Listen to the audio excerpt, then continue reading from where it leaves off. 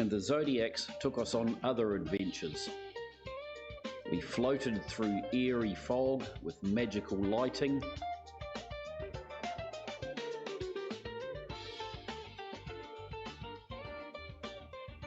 and at times we went ashore and followed streams, walked through enchanted forests, and stood on hilltops where once James Cook stood. And as we moved out to the outer islands, we were joined around the boat by Buller's mollymawks, who effortlessly floated on the wave-top eddies.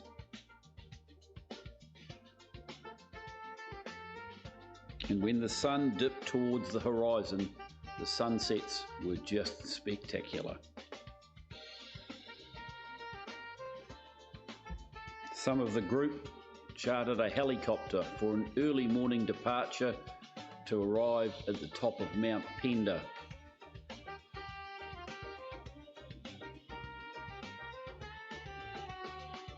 Standing that high above the sea made it feel like the views in front of us went on forever. We also landed on the top of Anchor Island, which is a predator-free area within the Sounds, again with spectacular views. Oop, what happened?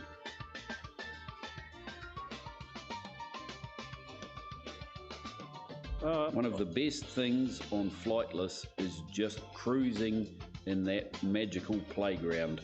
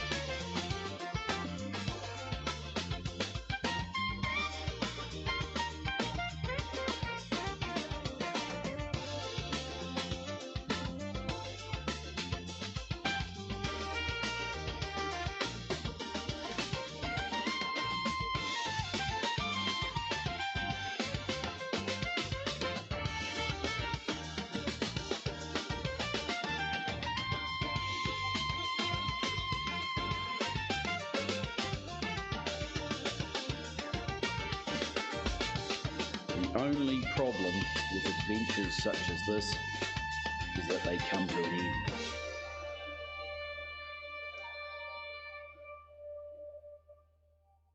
Cool. Well, I'm not sure what happened with the video because it's still playing on the... We'll just count to 10 and it'll catch up. Done? Right. Okay, all right. The first couple of sets of images, they've been sent to us by Tom and Mike on the computer, so let's just go through those first. I don't know if they're in the showcase. They're, yep. So what I'm going to do is, since you're the only one here, you and I are commentating. So this is Tom's, taken on the top of Mount Pender, and again that's from Mount Pender as well, looking down the arm, and the place we went to the second time. You can see the hill in the middle that's got the light on it. Next one over is Anchor Island. And that's the predator-free island we went and landed on a little bit later. That's where he was standing in the video when I took shots of him filming some pictures. So this is again a view from the top of Mount Pender. Next one. This is probably the shot that he was making while I took pictures of him making pictures. And that's looking across the top of Anchor Island towards the Acheron Passage, which goes between the various sort of arms of the lake, and it's pretty dramatic light in that direction.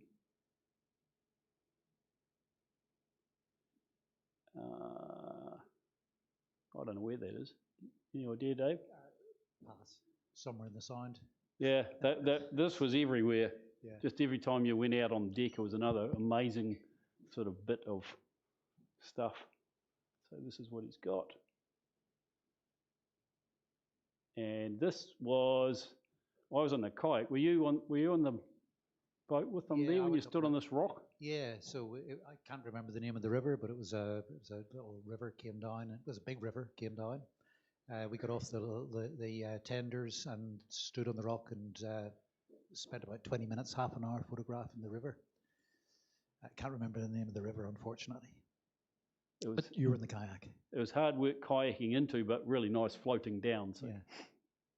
But it's fun. Cool.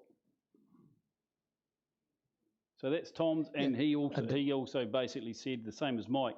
See what Mike's got? Concept, not a final image. So bear this in mind. But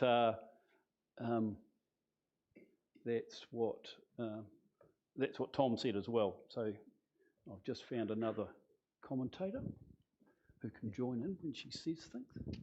I just want people who were there. So anyone know where Mike took this? I think it is on. Okay. I have a funny feeling I don't know the name of it, but it was on about the second day, and we went to the shore, and I think I've got a completely different view of that tree. Okay. Cool. It's an awesome picture though, isn't it? It is. Next one, please. Again, that looks like the top of Penda. Yep.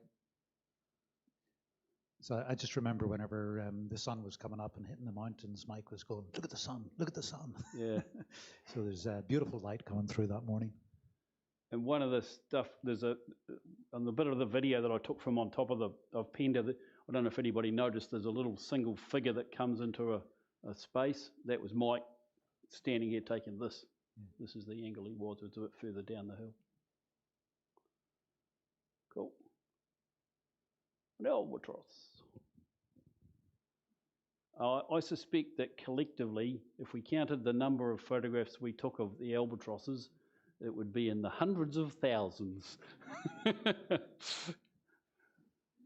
Because they followed us for multiple days for sort of a couple of hours at a time, and they're just standing there watching them. It's just so cool. And they're bullers. I don't know where this stream was. I do, because that was where Mike was. Is that Mike's photo? Yes, yeah. It is. Yes, and he had the prime spot. And I was up above, there's the bottom one, the middle one. I was at just above the middle one on the right trying to get in, and I tried to clean one up this evening to put it in as well, but it had a branch in the way and I couldn't remove it since it wasn't a landscape image. So that was the most amazing primordial bush. We came ashore in a Zodiac. I don't know the names of these places. There was no path whatsoever. So you took 1 foot, which went down into the boggy moss and stuff, and then you lifted the other leg up and put it down, and you just felt like you were in primordial forest. It was absolutely amazing, with lots of little waterfalls and trees and things. Beautiful. Cool. Righto, so now we'll go into the showcase. I see Di's arrived as well, so yes. That's all right. Go and sit by Shirley so you've got a microphone when we need to. We're going to go through the showcase, so we're just getting people to make comments about their pictures when they're on. So David's got a mic, now you two have got a mic, and let's just run with the showcase. There's 30 odd images, so I don't know how many each of you put in. I put a bunch. So David. Yeah, thank you. I put in 10. It looked like we were restricted to 10. Yeah, so just a lovely reflection photograph, sunrise coming up, and this view just repeated itself over and over. Mirror, water, beautiful skies, sunrise catching the mountains, just a fantastic sense of peace and tranquility. Just a beautiful place to be. Yeah. Is it an optical illusion? Yeah. Next, thanks. Oh, cool. Yeah, so there was lots of big vistas, and one of the days it was raining, it was wet, it was miserable. And I was standing under a tree, and I just saw the little drop on the reflection of a tree, and thought, well, I may as well spend 5-10 minutes trying to get a nice little water droplet. So, next. So it takes a minute or two to get your head around this. So that's a waterfall coming down at the back, and the angle that the boat came in, it managed to pick up all the trees in the foreground. So it's a silhouette of a bunch of trees with a cascade of water coming down the back. That's cool. Yeah. Next. And again, that was up on the helicopter ride. The person on the left is Tom. Credit to Tom. Tom was wandering around with his foot in an ankle boot. He had broken his ankle, and he was still getting out there and around and doing heaps of things. Managed to catch him. He was just on his way back, and I yelled out, "Stop, turn around, pose, put your arm out." And it just as a sense of perspective, it was a vast place, and just seeing somebody on the top of the hill puts it all in perspective. So this is the top of Anchor Island that we stopped in the helicopter, and there were some fuel drums and other bits and pieces up there, so they use it as a drop-off point, and there were trap lines and stuff from there. And one of the things that is pretty cool about the Pure Salt arrangement is that they do cruises out there fairly regularly over the summer, about every fourth or fifth one, that they take people up there. I'm not sure it's free, but it's real cheap. And the deal is that you have to go and walk up a trap line and reset and do sort of dock work for them on the track line. So you get a super cheap, affordable trip if you go and do some work. And that's the way they operate. That's a cool thing. And through that sort of effort, this whole island is now completely predator-free. So awesome work. Thanks. Next. And that was the earlier waterfall, one of Tom's shots. That's just a close-up of the cascades coming down. I think I took about 100 different permutations of the waterfall and the cascades, and the one that I liked the most was just closing in on all the water coming down in different layers. We were on there's a big rock just at the front of that waterfall. Might have been there about 30-35 minutes, just capturing shots and taking in the scenery. Next. And again, that was, I think that's a similar place to where Mike was, where he took his. I think that's just a little bit further down. But again, just glorious cascade waterfalls all the way through the forest. Next. As the boat moved off, one of the mornings there was a beautiful sunrise, and there was a genuine orangey colour in the sky and a reflection in the water. And that's just a bunch of abstract pictures of just the lenticular shapes of the waves going backwards, reflecting the sky and the sunrise. Next, thanks. And again, I couldn't get away from just the mirror reflection images, the cloud, the soft lights, calm water, huge vistas. Could stay there forever. Next. Yeah, the birds were everywhere. Not as clever as everybody else. Can't manage a big lens on a boat with flying birds, so I just waited until they landed and got a nice close cropped up picture of a squawking bird.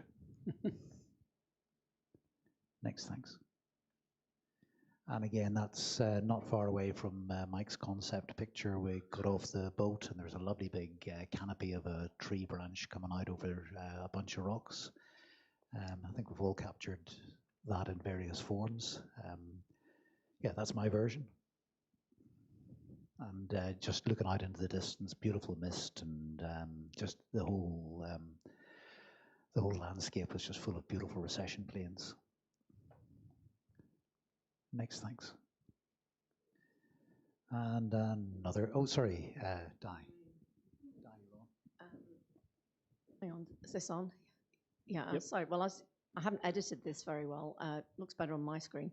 As you can see, I'm not a landscape photographer, and I did struggle with the terrain. So once I got stuck in a spot, I had to stay there, despite the bow coming in on the side. There was nothing I could do. It was quite a challenge for me, I must admit, carrying Canon gear, which weighs a ton.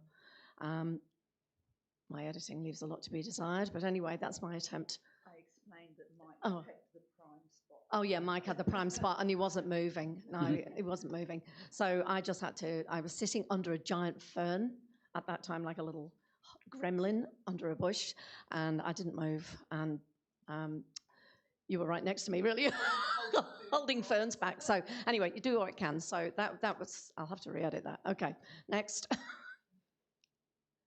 Ian with his drone. I had quite a few of that, but I put a lot of mine into black and white because I seem to prefer it rather than the sort of. Please don't show that to Doc. You were only very close. It was very, no, I won't. Okay, next. Oh, that looks wonky, cool. But it's not. That's just the way I took it. And just for the beams, really, more than anything.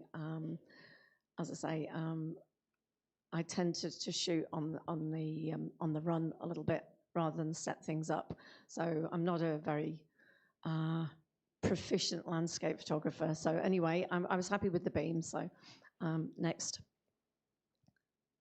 Oh yeah, and cool. The mini landscapes, which suits me more. That was handheld, so it's not 100% sharp, but as in depth. But I liked it because it was rich and vibrant. And that was on the top of with that helicopter ride when we were on the top. It was freezing up there. Next. That was from a kayak. So not 100% sharp, but I really liked it. So I tried to do a longish handheld exposure, sort of. So anyway, that's sort of what you see around everywhere, and it's just wonderful. So anyway, next. And lots of dead trees, which really, really enjoyed those. And tried to, they don't stand out as much as that. I tried to make them stand out, but some are more successful than others. But that's probably what I enjoyed a lot of,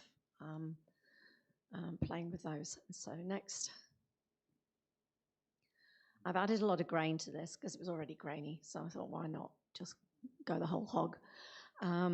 Because to me, I feel that, it feels like that, 50 Shades of Grey and misty, and when it's sort of flatter and smoother, it doesn't quite.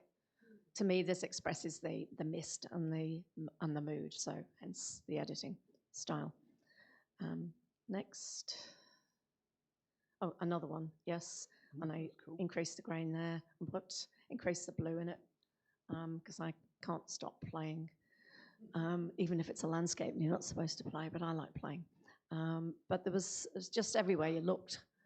And half the time you think you've captured it, but when you look at them, it's the eye sees so much more. So it's often quite a challenge to try and recreate what you actually saw, or your version of what you saw. Next. Oh, another water one. I had similar to David, because he showed it to me, because I was on the other side of the boat doing this, and he was on the other side of the boat doing the orange and the blue. But yeah, there's something to photograph wherever you look, really. You've just got to, and we're on the move all day, despite the fact that we're on a boat. Everybody's up and down and doing lots. So you get you're ready for your 3-course lunch, followed by a 3-course dinner.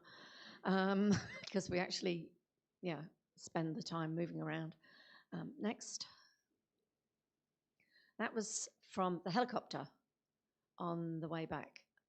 Again, probably not 100% sharp, and I've made it crunchy because I liked it. But yeah, that was pretty good. I think I managed to sit in the front for a short time, so that's when I got that. So, and next. Oh, Ian. Okay. Have you got mine?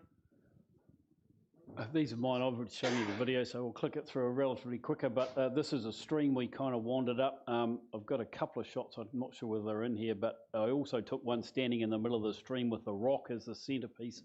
And I haven't decided which one I like better, but just this big tree was a huge part of it, so I went and got that. Let's try the next one. Yeah, this is a pano from the drone out by Anchor Island at the at evening. It's just pretty spectacular, and I'm quite pleased with the results from the drone when you do this sort of thing. Just getting a little bit of altitude makes the perspective change a bit. Next. This was wandering in the forest. I called it the Enchanted Forest in the video. But this was in the, I can't remember the name of the place, but it was where Cook was. And there's a little walkway, you go around there and you can see where they cleared the whole the top of the hill. And so this is all, well, it's had a couple of 100 years to regrow, but now there's a pathway and an awesome little bit of history. So this was just a wide open lens with the cool bokeh in the background. Next. This is at the top of, this is my version of the top of Mount Pender. And the others were sort of it's kind of like a terraced way, and you decide which lake you want as your foreground effectively, and then go and find yourself a terrace to take a photo of, and the light was coming and going on the hills in the background. So, yep, happy with that. Next. And chasing the albatross, I just really like this. Clearly, it's got textures and other weird things going on it. And it wasn't in focus, but actually being not in focus made it better from my point of view. This is one of my favourite shots, just because it's a bit different. Next. And another one of a little, that is interesting.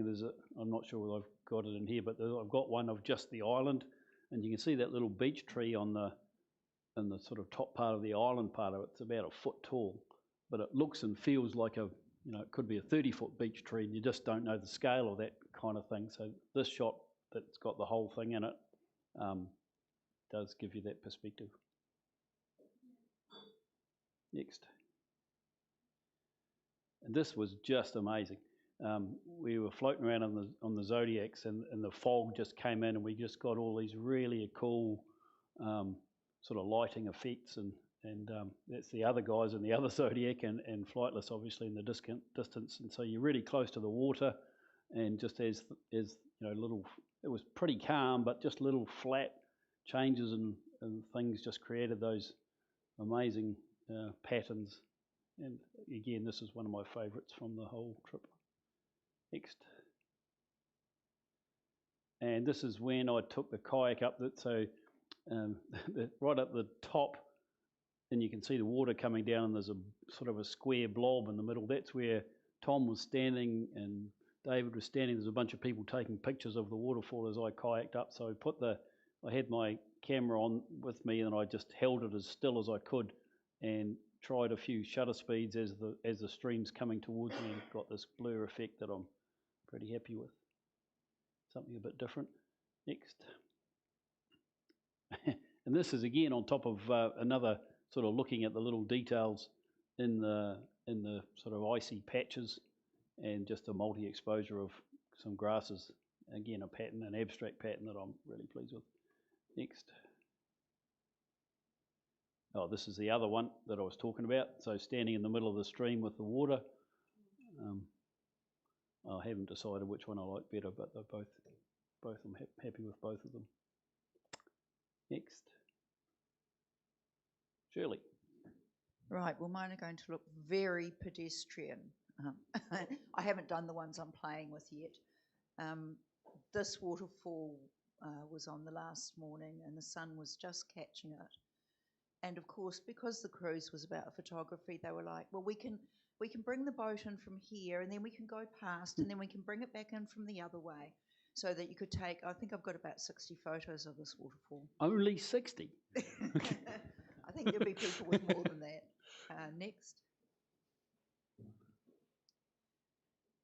This was the sort of scene that these just mighty mountains and the mist and just mountain after mountain after mountain is just stunning. Next. Cool. That's a kidney fern. They grow, I've seen lots of them up in Arthur's Pass, but not with the spores around the edge. And they said apparently they see a lot of them down there. It's just so lush. You have no idea. Next. You know, the sun, the light on the water, just superb. Next. I was trying to describe the primordial forest, and to me this depicts it because under there is a tree trunk. But the tree trunk isn't left on its own. It's got about a zillion layers of ferns and mosses and vines and things crawling up it. And that's what the ground was like to step on too. Absolutely amazing. Next. And this is the one that Di took too, but I smoothed. Yeah, yes, I think we hadn't even got a whole coffee down, and it was like, got to take photos. Can't wait for the coffee. Got to take the photos. That was the first morning on the boat, and I will never forget that. The light came up, and it was so still. Oh, it was just amazing, and the reflections and the stillness. It was just. I wish that morning had gone on forever, but then it was good to get all the other stuff. So, yep. Next, I think that's it. Yep. Wow. Okay. Thank you, everybody. While I get the rest of it sort of get my computer going, questions, and I'm not going to answer them, the other people with mics can. Nobody? Not really, no, they were there. Wasn't that bad though, was it, sandflies? How did you guys deal with the sandflies while you were trying to take photos? They make their own little stuff, don't they? That's got Dettol in it and something else, and it smells great. You smell of Dettol. It seems to work better than anything else. Otherwise, you basically tuck everything in. Yeah, the sandflies are a lot worse in a lot of other places. It really wasn't a big problem. So, yeah. I would agree. Much worse on the Milford track. I had one of those little head nets you can buy from Macpac, but I only used it once for a short time.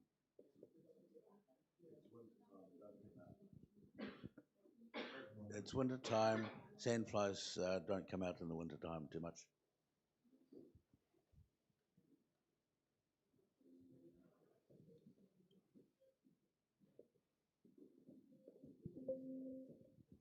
Keep going with the questions and then I'll start with this. Oh, we did have a fisherman. Sue's husband, Sue Coombs' husband, did a lot of fishing, and I think a few other people did, but he fished virtually every day. So it was blue cod mostly. It was tough, yes. And they don't waste a single scrap of that fish at all, do they? We have the bones, we had everything off it, and it just kept going. We kind of got lessons on where to find little bits of meat, didn't we? Dig the bit out of the cheek and dig that, and it's like, oh, okay. But no, it was good. They fished a lot. If you have a diving ticket and you're so inclined, you can dive down and for crays and things. And what else did they catch? Was something else that? We had mussels and cockles collected. Yeah. Venison. Big mussels. Yeah. The mussels were huge, enormous. Yeah, I went for the tiniest one in there because I don't think I could swallow those giant ones. But they were amazing. Ripped off the wall, basically, the seawall, the rock face. So super, super fresh. There are cray pots, but we didn't have cray from there. We had cray, but I can't remember where she got it from or whatever. It was stuff they had in supplies. They actually do hunting and diving and fishing specific trips, and I think they do beer and wine drinking trips as well. From what I did, but lots of cool things. Out of interest, I didn't know this till I got. If anybody's ever watched Colin and Manu, you know what I'm talking about. There's an episode. I think it's the second one in the current season. Yeah, go and have a look. Yeah, it's really cool. It's all about that. Any more? Okay, I'm going to get this bit done and we'll be good for 7 o'clock. This is the reason we're streaming, because I want to talk about the SET challenge, and in particular I want to talk about the SET challenge in relation to people who are keen to do their honours, which is a few of them around, so I understand. So before I start, just by way of show of hands, because we haven't done a SET challenge for a couple of years, how many people have no idea what I'm talking about, don't know what the SET challenge is? Okay, there's a good number. Okay, so it's something I started about 10 years ago, and we did it every year for a while until essentially I got sick of it. So, but we're going to do it again because it's really good. So let's start with some comments on the purpose of the SET challenge. And I need to apologise for this. I rehashed a PowerPoint. And you'll find as we go through this, letters start flying everywhere. It's got one of these little actions that I'd forgotten was in there till I played it. So I don't mean the letters to flow everywhere. But anyway, the purpose of this is to start thinking about multiple image stuff. We're not talking about one image in a competition. I want you to start thinking about working in various ways where you use multiple images. It's a preparation for honours. Simple as that. We're going to do something this time that's along the lines of, it's not exactly the same, but it's getting you thinking about the right sort of things for an honours submission. It's not a competition. So at the end of this, when the presentation comes around, there's not going to be a first, second or third or anything like that. There's not going to get a cup for it. We might be fighting for some chocolate fish or something along those lines, but that's about as far as it goes. So it's not a competition, it's a challenge. And I want you to think creatively when it comes to some of the other, what you do with this, rather than it's not just the honours thing. I'll show you some of the things that have happened in the past. So that's the SET Challenge 2026. We're going to do a whole bunch of things. We're thinking about using multiple images. Here's the numbers. There you go, moving letters. This is what you need to think about. Start now. And if you've started thinking about your honours, I reckon you will have started already. And if you haven't, you should have. I want a hand-in date of the 2nd of September. So that gives you like 6 weeks probably. So that's probably good. If it was like 2 months, nobody would do anything. So 6 weeks means you actually have to start now and get on with it and start thinking about it and start doing it sooner rather than later. And there'll be a presentation night, an 8 o'clock session on the 16th of September. Okay, there's a couple of options.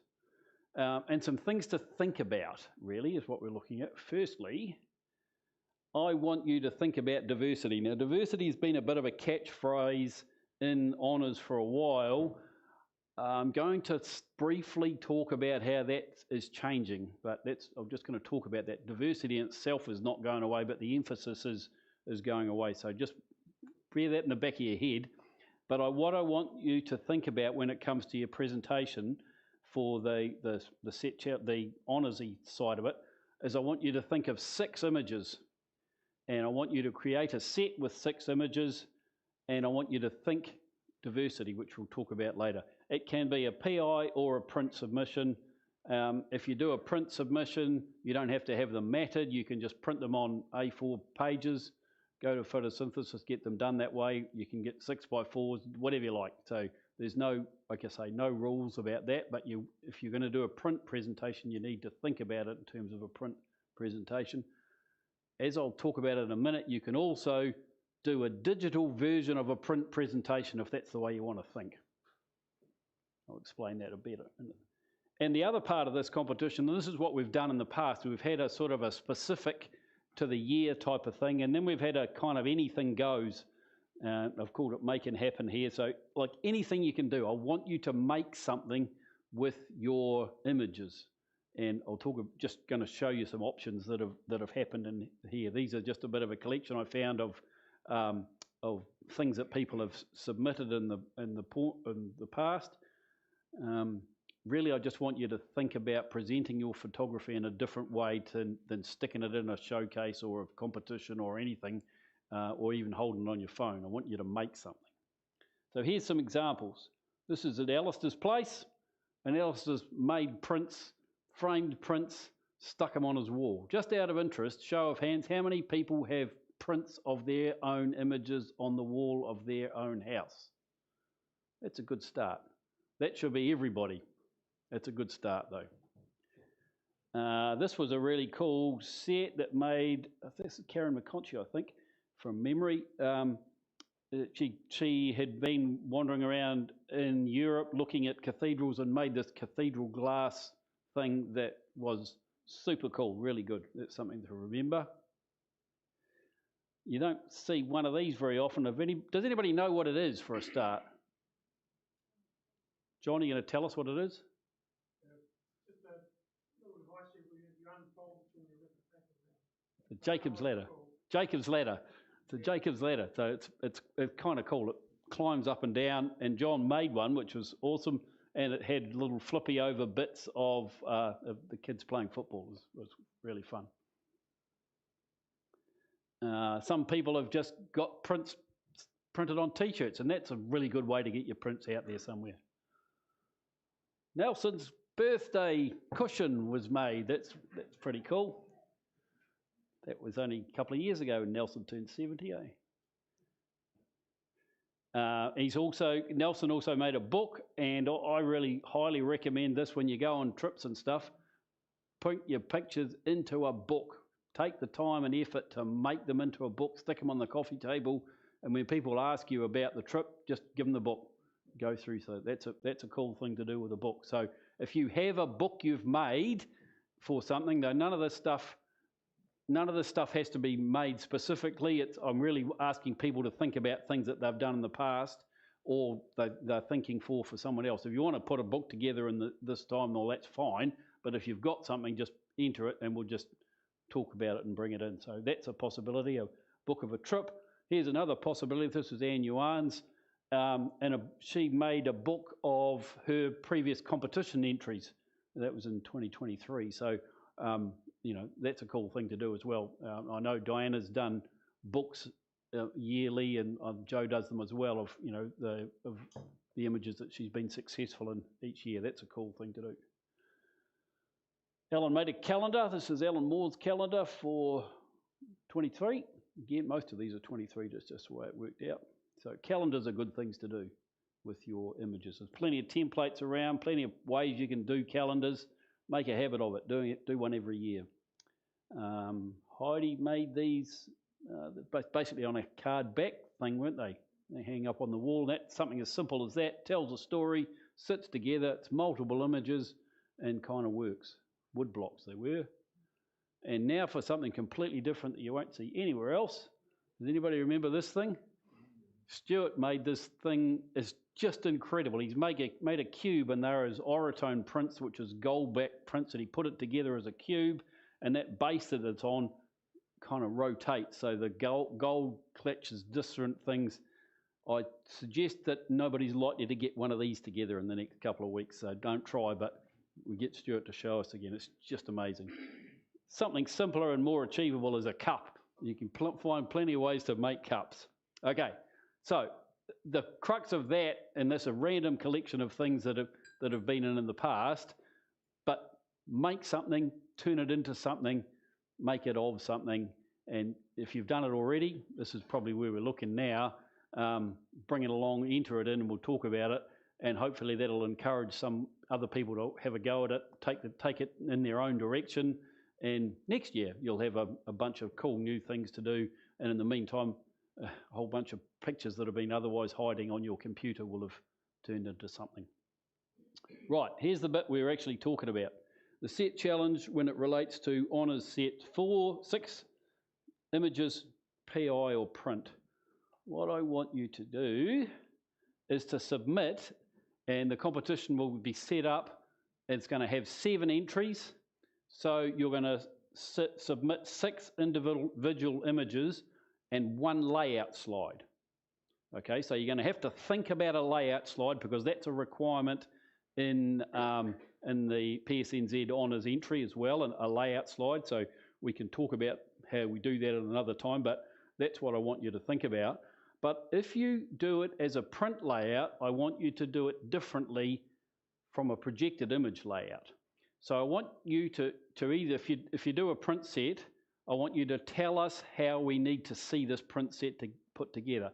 And that applies to what happens with the honours. So just by way of what happens there's a big board with 3 rows on it, and people's prints come in, they're essentially a matted print. There's a bit of variety on how people do it, but you've got 3 rows, and so you have to submit a layout slide so that the people putting it up know what image goes where and how your balance sort of works. So I want you to submit a layout slide looking a bit like this if it's a print layout. Okay, so 6 images. I've decided that I want them 2 rows of 3. I've got some portrait images, I've got some landscape orientated images, and that's how I want them laid out. And that's the sort of pattern and thinking that you need to do for a print set. You need to look at a print set like that because that's what the Honours Board will be looking at. All of your images in one place at one time. And so essentially you get an overall viewpoint which is like that viewpoint is greater than the sum of the individual pictures. That's the way you need to be thinking about. So thinking about balance and form and stuff like that we're talking about later. If you do a projected image, the projected image is going to be seen one after the other, after the other, after the other. At the Honours Board, there is a 65-inch, high-definition, 4K, fancy TV, run by the computer that's calibrated, and we see a big screen picture from like 2 meters away, and it's a pretty demanding medium. So if you're doing that, if you're doing a projected image submission to the Honours Board, I would suggest you find somebody with a TV like that and put the images on it and see if you're happy with the way they come across, because there are times that they don't sit well. But when it comes to the layout sheet, we strongly encourage people not to put a layout sheet like this in, which gives it as a print presentation, but instead to do it like this. So you're thinking about the flow of the images from one to the next. What is it about each image flows across the scene and the time as you come to it? So if you're going to do a projected set and you want your images to be considered as projected, put in the layout section a layout like that. Okay, right, let's talk about PSNZ Honours. Now, I've taken a couple of snippets here. It's not published yet, but I've got to see, by being a member of the Honours Board, the new guidelines which will be published in the next couple of weeks, and they've changed. The emphasis has changed. It's changed for the better. I'm going to just give some broad concepts so everybody kind of understands where we're coming from. But a few years ago, the emphasis and the talk and everything was about diversity, and that caused some well, it didn't cause confusion, but it required a change of thinking. And I'm viewing where we were there as a swing in the pendulum, because prior to that, particularly at the associate level, and this is where all the problems had been, associate submissions, when people were trying to get cohesive sets, had become very subject orientated, and lots of the submissions were effectively 12 pictures that are exactly the same with different subjects in them. You know, somebody made up a particular arrangement. I'm going to quote Anne Bastian's here because it's one that comes to mind. Anne was really good at macro things and created beautiful little pictures, and her A set was 12 little pictures of arrangements of macro elements, like they were flowers, so flower arrangement things, and she had 12 pictures that were all different flowers, but they had virtually the same arrangement. She got an A with that, her F was exactly the same. So it came back and it went through the sort of PSNZ council kind of thing, saying actually we don't want people at the A level making F-type submissions. We want people to show a variety of skills. So that's the emphasis. The emphasis was called diversity there. Now we're talking about skill presentation. So this is a snippet from the new A requirements. A photographic portfolio is a curated collection of an individual's works which showcases their skill, experience and style as a photographer. So it's a set that tells us a bit about you. It's not just one, you're not just a one-trick pony. It serves as a presentation tool to demonstrate the candidate's personal capabilities when applying for this honours award. So that's what I want you to think about. I want you to talk about a range of things that show, do I demonstrate a range of skills? And again from the A, applicants must show that they are capable of making appropriate technical decisions in response to varying conditions. In other words, they're good pictures. They're not crap pictures, they're good pictures. And by using the settings and techniques, they enhance their subject matter. So that is the thing that says they need to be good pictures. And to be fair, A sets that miss, 90% of them are not all good pictures. The portfolio should exhibit a variety of content and style, as well as demonstrating a broad range of skills. As well as demonstrating a broad range of skills. Shall I say that again? As well as demonstrating a broad range of skills. That's what I want you to do with your 6 sets, is to think about showing me some different skills. So, a range of skills, but a cohesive set. 2 things that are not as contradictory as cohesive diversity, which is what we were talking about before, but it is still the same thing. And really want to emphasise the cohesive set as an objective here.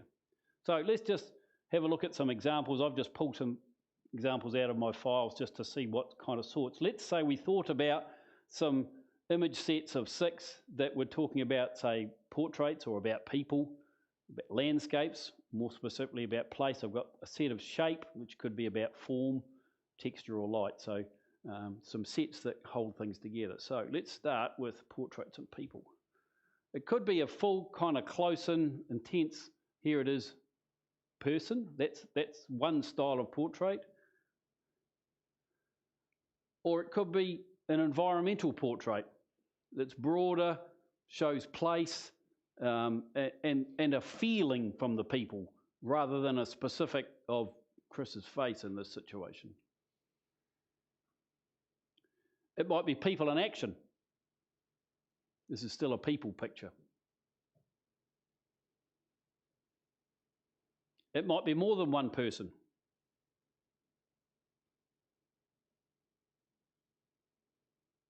It might be a kind of a documentary orientated picture that's got a bit of a broader documentary story to tell, but it tells it through the sense of a person. Or it might not even be a person. Okay, so there is a range of skills in a set. I'm not going to say that's the most cohesive set I've ever put together, but it is in a range of skills, and that's what I was trying to talk about here. So let's think about the same thing when it comes to place. So a landscape set. The place may include people. So it's about place, but it has people in it. It might give you a feeling like you're standing there. You're up close and personal. You can almost feel the waves touching your feet. Or it might be that you're looking from some distant point of view. It might be a sort of a concept thing, something that's a little bit ethereal. You know, me playing with a lens baby is the crux of this one, but it does give us a sense of distance. That's a slightly different feel. You need to feel something when it comes to place. That's the point of place pictures, is to make somebody feel. even if the feeling is I'm about to get my feet wet. Or the feeling might be it's baking hot. Okay? So think about a range of skills with landscape, people, place, sort of things. Let's simplify it even more, just go to shape or form. The shape might be a little bit picked out of a wider viewpoint. So you've got your telephoto lens and you've just taken some shapes of a small part of something, a part of a wider environment, so an implied environment. Or it might be the whole shape or an implied shape. You can sense circles there even though you can't see the whole thing. It might be multiple shapes.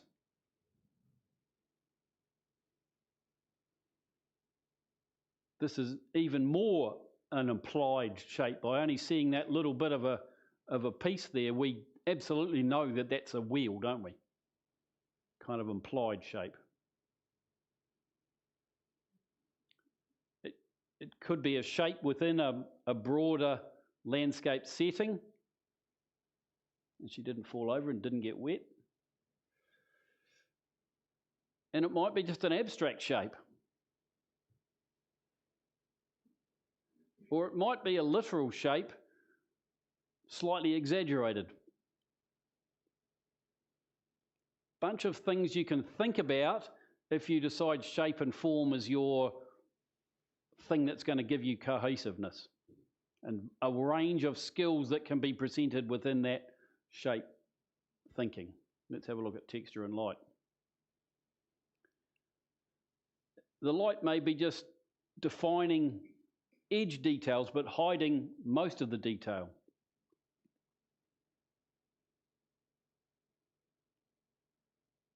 It might be all about the highlights and creating form within there by blowing things up. The highlights in the background or the light in the background is part of the image, even though it's somewhat obscured in this position. Or it might even be the whole picture. Everything about this picture is about the light. It may be the colour that's the key element to the light.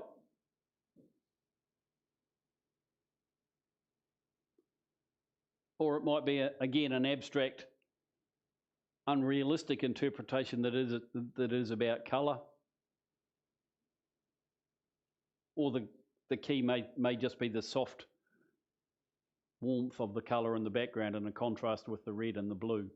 So that's an example. So again, if you decided that you wanted to do a cohesive set about light, there's a range of things that you could show me when it comes to putting this together, and you could create a cohesive set. So I've put red here because I couldn't figure out how to make the PowerPoint put a cross-through line because diversity's gone, and now we're talking about a range of skills. So red for diversity, but we actually mean we want you to show us a range of skills. The reality is nothing's actually changed in what we're looking for, but just the interpretation to give people a wider range of stuff. So in this set, I want to see a cohesive set, and I want you to demonstrate a range of skills. And that applies specifically to the L and A applications for honours directly. Let's put some together. So you might use, I've only got 4 here, but you might use as your sort of unifying thing, there's colour across the whole thing. And that you would actually say, if you look, what is the colour? Blue is going to be a big part of each of those.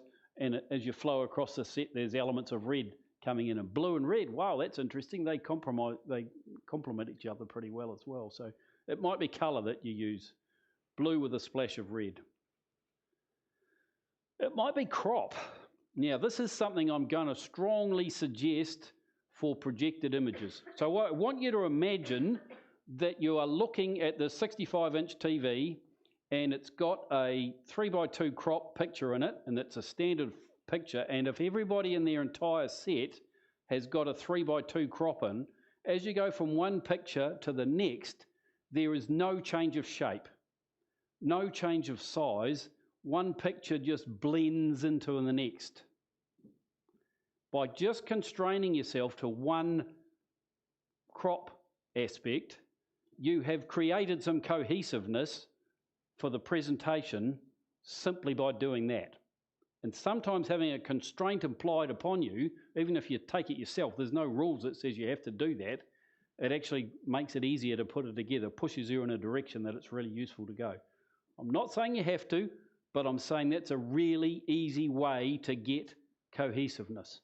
If you looked at these sets, these pictures, they're about something completely different, but if you saw them folding in and out, there is a cohesiveness that has been achieved by the consistent crop. The other thing that's worth saying, in a print set, having portrait images and landscape images in the same set kind of works, because within you're allowed to turn the print 50 by 40 thing through 90 degrees and have, you can have portraits bookending landscape images within. There's ways you can make that work within a print set. If you use a portrait image within a PI set, it is going to be presented on a 16 by 9 landscape frame. And no matter what you do, if you've got a 3 by 2 as portrait, it's going to only show us about a quarter of the screen. It's going to top things up and it's going to be smaller and less impressive visually.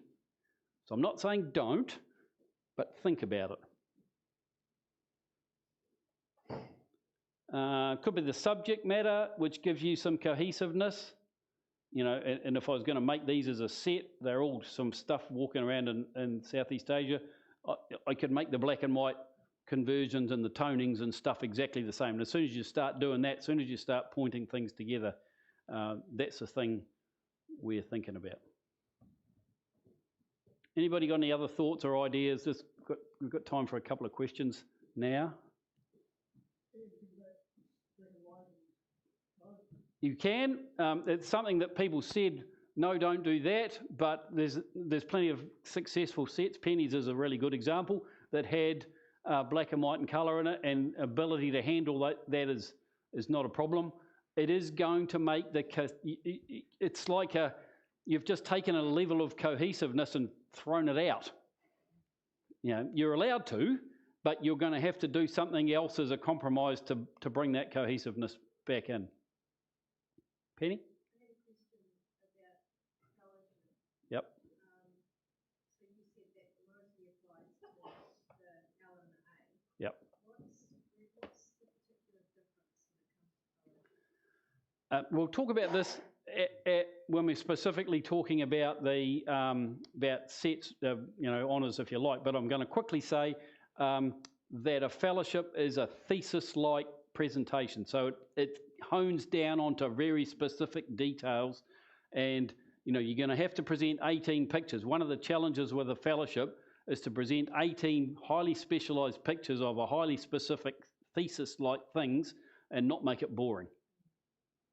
Yeah. Brian? How many sets can we enter? For this, one, same as an honours set. It just gets it too hard for me. Yeah. Dave?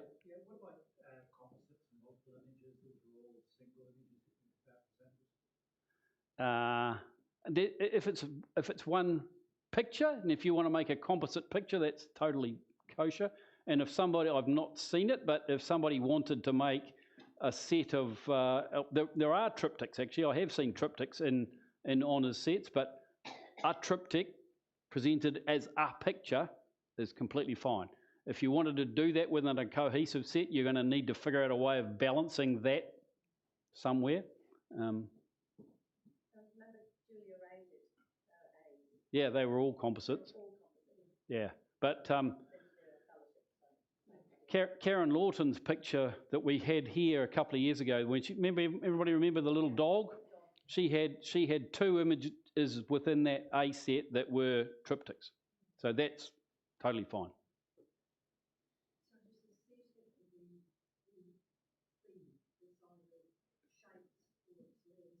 No, it has to be cohesive. Well, you might do a bunch of, create your cohesiveness by doing everything in black and white. Now that would create a cohesiveness. You're going to then have to show a range of skill sets. So the whole thing, and this is absolutely the key of being successful at honours, is balancing both sides of the thing. You know, in order to be cohesive, you're going to have to make some compromises. It's not going to be your 12 best pictures that you just, all got a honours for everything, throw them in, there you go. You're going to have to arrange that and make it kind of cohesive. We're going to run out of time, so no, that's not what I wanted. That's what I wanted. These are the timings. So start thinking about it now. Hand-ins on the 2nd of September, and a couple of weeks later, we'll have a night where we can talk about this some more. So basically what I want you to do is to start. So don't get your knickers in a twist if you don't get the best set together with this set of six. Consider that a stepping stone to doing it again and getting some more along the way. What's the time? 8:05. John wants me to keep talking so he doesn't have to, so I'm going to stop.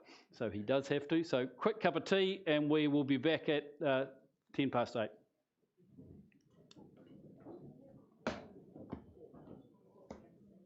Whoop. Yeah. How much do you want? Yes, I'll put that slide with the dates on it.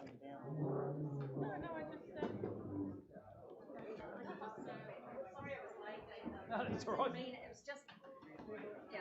That's all right. Well, there's 4 of you, and I'm standing here with the back going, nobody's funny. All right. Well, I think everybody. And then you all walked in. Yeah, I know, but I think it said we started with you, so I think everybody was like, oh, we've got a couple of minutes. And it's like, sorry. No, that's fine. Sorry, no. Now, I'm sorry. For the NC thing, Sorry. Go and have a chat with Desmond. He's got a book that he wants to read. Oh, Desmond knew. Yeah, and so. I wonder, he got an image through top 25, I think. Did he? Yeah, Cool. and also Bill. Oh, cool. Well, you can say that. Just check it. And I think Robin might want to say something as well.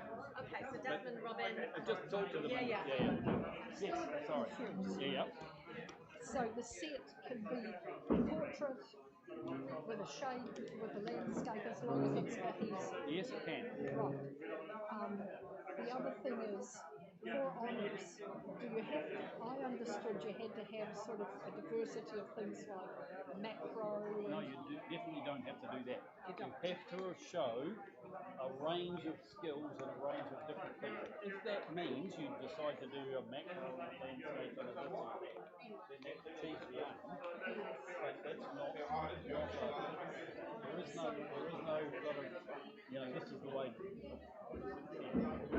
So the different skills would be what exactly? Well, like if you could take an abstract picture of that chair is one skill, a picture of somebody in the same room is another skill, a wide picture of the whole room is another skill where you've got a list of people. Those are all different. So we could stand here and make 6 pictures that demonstrate a different photographic technique and skill that would work, and the cohesiveness would probably work when they're all in the same room. And you might probably, in that situation, you might do what filmmakers do, which is wide, mid, close. You could do wide, mid, close. And there I've got 3 different things in the same lighting, the same space, the same story, and they are So it doesn't have to be one macro, one ICM. Most definitely not. Right. Right, that's solved that. And what you said something about the prints, I didn't quite pick it up. So if you want to do a print set, you're going to have to do a layout. So you're going to have to think about how you want it laid out. Yeah, because you said something about you might not see all of it. No. When you look at a print set, and this is going to apply to our mini print set, I'm going to look at 6 pictures together. And so that sort of overall picture. Yeah, to equip you with sound. I'm happy.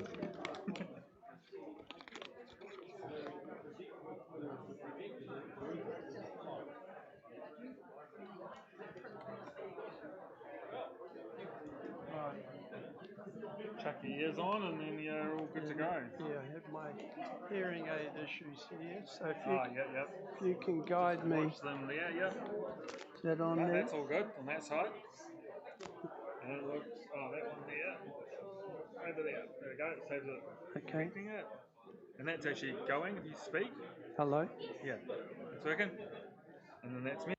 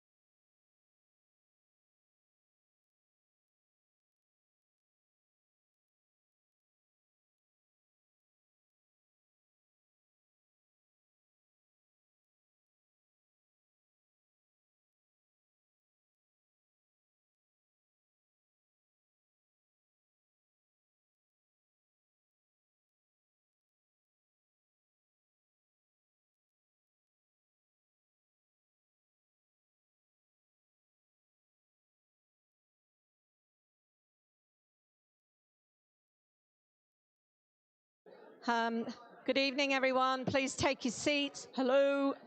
Ding, ding. Flash the lights, flash the lights. Huh? I know he dinged it.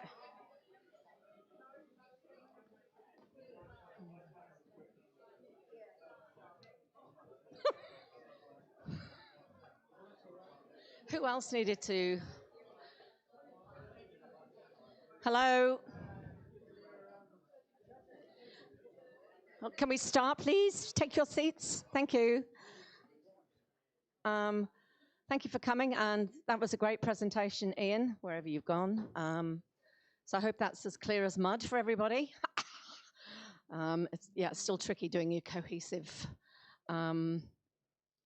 variety of images. I don't know, it still messes with my head a little bit. Anyway, I just wanted to mention that I was aware that we've 2 members, I don't know if there's any more, that got images through to the top 25 for the NZIPP Amateur Awards. One, Bill Ashcroft, yay. What subject was it in, Bill? I can't remember. Landscape. Sorry? Oh, did you? Doesn't matter. It's you're through anyway, so that's great. And Desmond, you got one as well, I believe. Yeah, photojournalism. Well done. Congratulations. Anybody else? Because they've been. Has she? Right. I didn't see. They've been putting them up in bits, so I've been trying to see. Oh, that's fantastic.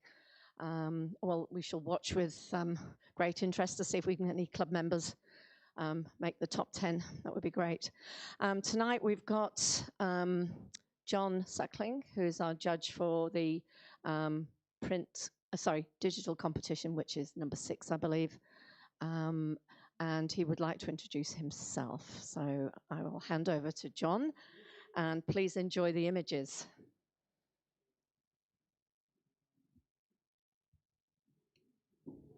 Can you hear me? Yep. What a shame.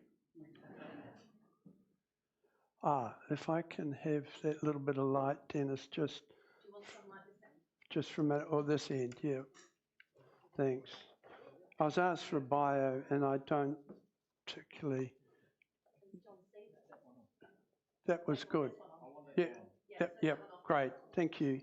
So I wasn't too keen to give one. So I'll just very quickly cover the term bio.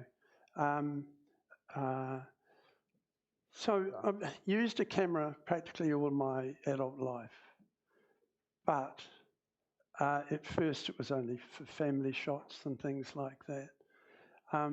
But one thing from family shots that I learned was how to reject photographs. I'd get the pile of photographs that I'd taken of the kids, and I'd stand next to the rubbish bin and say, anything on here that the kids would never want to see, I'm throwing out now. And so I'd then end up with 3 or 4 from a 24 pack. So that was very good for me later on when it got digital and I get rid of lots of images. Then the next use for a camera for me was I had a mid-career, I took over the family shoe store, and I did a lot of direct marketing, and so no one else in town of a smaller business did anywhere near as much as I did, and because we kept a record of people's purchases. And so for catalogues, I need to take photographs. And initially it was black and white, and you then had to get bromides, etc., etc. So I became an early adopter of digital photography, simply to keep my costs down. And a highlight for me was at a shoe fair in Germany, and I was visiting the most upmarket men's shoe store, shoemaker. And I was down on my knees taking a photograph with a little Canon digital, very, very small megapixels and everything else. And a couple of the senior management came over and got down on the floor and said, so what are you doing here? And I said, well, this is a digital camera. Yeah, we gathered that, they said, but what sort of images you're getting and so on. So occasionally I got a good shot from it. But anyway, so that was what I did for most of my working life. And I enjoyed it. And I did my own ads as well. So I learned a little bit of Photoshop in order to do that, and then just supplied it to the press. But then getting into my 60s, I thought, is that enough? And decided that it wasn't, and that I wanted to try and do more fine art type photographs. So I joined CPS about 20 years ago in my 60s, and met some great people and started to learn a lot about photography in general. But in terms of what interested me, I'd had a lifetime of being interested in design, architectural design, industrial design, mainly man-made stuff. And with that interest, immediately when I started picking up my camera, that's the sort of thing that I saw. You know, I talked to you about noticing last year, and so I started noticing some of these design things, and would take the photograph and then put it in the competition. And I was lucky that because no one else was doing, I think this is why, no one else was doing that sort of thing, I was quite successful in a number of the competitions. And then Ian would say to me, those photos that you put in for that competition, that's really like so-and-so. And I'd say, who's that? And then go off and have a look and see what it was. So I wasn't motivated so much by other photographers, but at the subject matter that I came across. So that was my intro into fine art photography. The other thing and last thing relating to my photography was that in one competition, fairly early on in my membership here,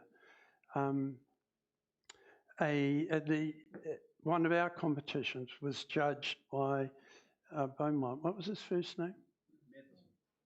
Yeah. And Dunedin, who was seen as probably the supreme judge.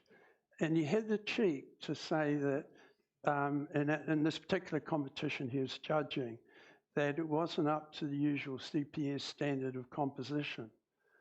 So after the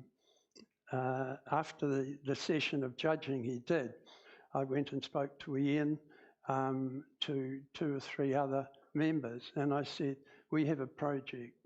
So we spent 3 months improving our own composition as a group, meeting weekly for those 3 months. And as we got more and more confident about the issues relating to composition, we started preparing a weekend for club members, a free weekend. And what that did was it grounded me in the visual design principles, and I think I've grossly underestimated how much we learnt as leaders in taking that session. So that's why I keep talking about some of this stuff these days. So that's how I've arrived here. I hope that gives you a rough idea of what I'm like in terms of photography. So let's get into the competition and my comments. Okay. Right. Yeah, that'd be great. Thank you. I wonder if someone could get me a glass of water. Thank you. So, grounded plane.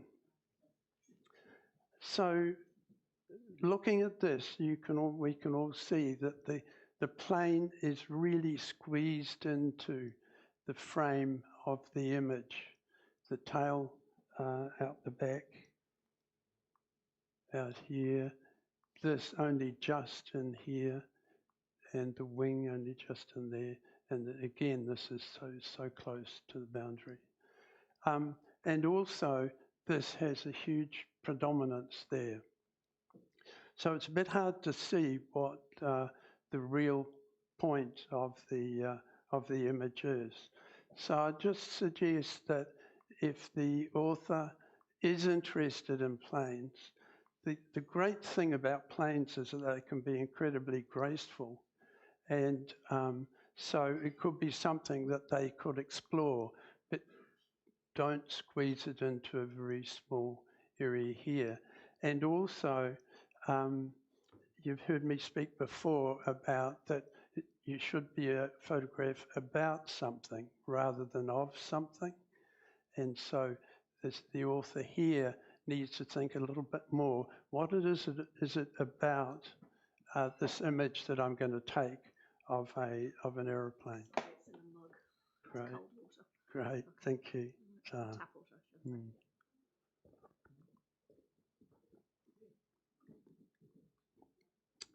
Right.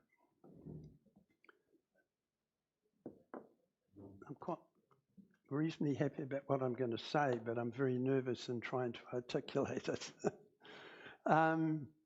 Yeah, so just try and think about what is interesting about the subject and go about composing it then.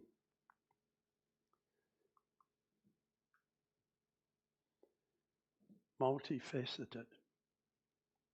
It doesn't change it on here.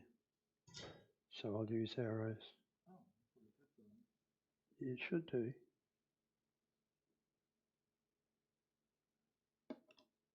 No, it's not working either.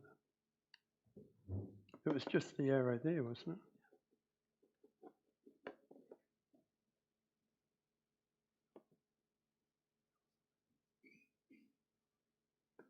Sorry, technology here.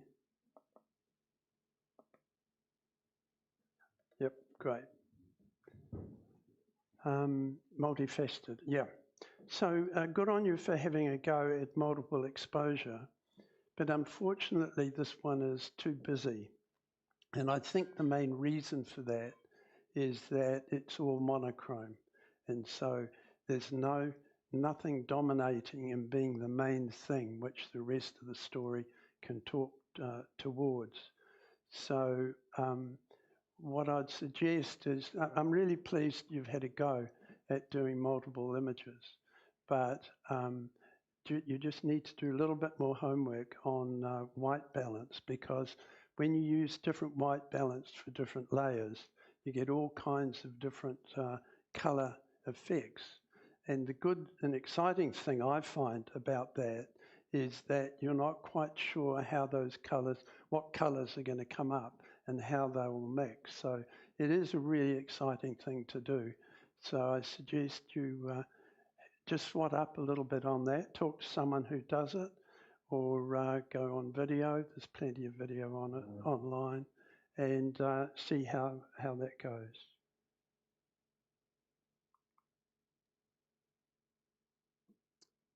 So this is Lone Boat on Dock. So we talk quite often, don't we, about using negative space, and there's a huge amount of negative space here with a full sky and a lot of the harbour sea there, and then the content just in the middle, just in only here. And the title Lone Boat on a Dock obviously applies to this boat here. But the problem is, although that's the title of this, that is not very dominant at all. It's very small. And so if you want to make that the main subject, then you will need to obviously zoom in further. Another thing is, I wonder whether you're wanting to compare the industrial part of the harbour with the landscape part of it. And it could be something that you could experiment with. But I think that you really need a panorama type approach to that. So I'd suggest it's local, so you could always go back and just experiment on that.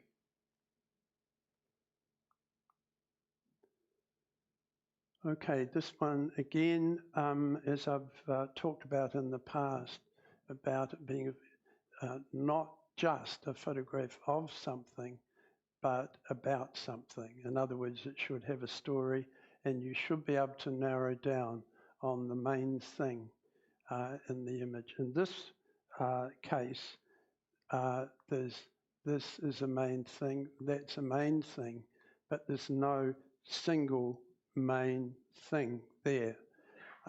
So it's in effect two photographs, one here and one there. So what I'd encourage you to do when you get out and maybe you're enjoying a particular landscape, don't just press the shutter, but have a look at what is the sort of thing, a story, or what is something going on about the subject. And if, for example, it was this, then here's the main thing. And you would need to find an angle and a distance from the subject matter to make that interesting and catch the attention of the viewer. Or alternatively, if you can find something, particular feature of the landscape above, then again, you can move around and maybe find something up there that would work better for you. Okay, fence ridgeline.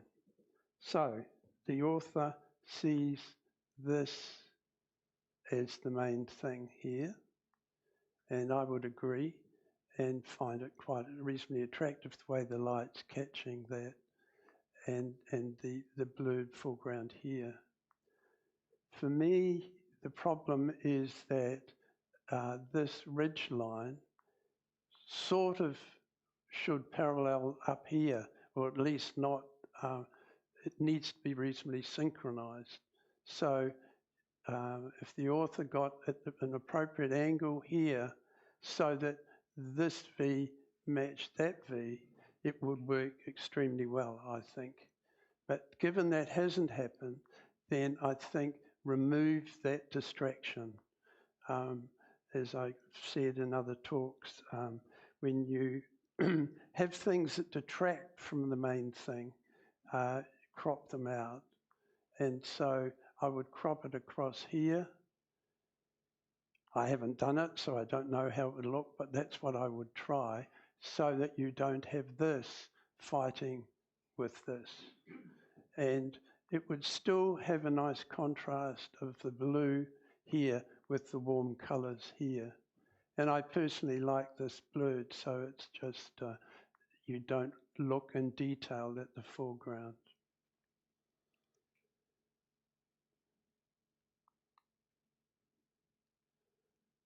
Okay, winter dog. So obviously the author's doing a portrait of a dog, and it's nice and sharp, but the problem with this is there's no strong engagement with us, the viewer or the photographer. It's looking over this way. And secondly, the ears, with this ear down compared with this one, unfortunately, because that's a very significant, heavily weighted part of the image, that detracts from it, unfortunately.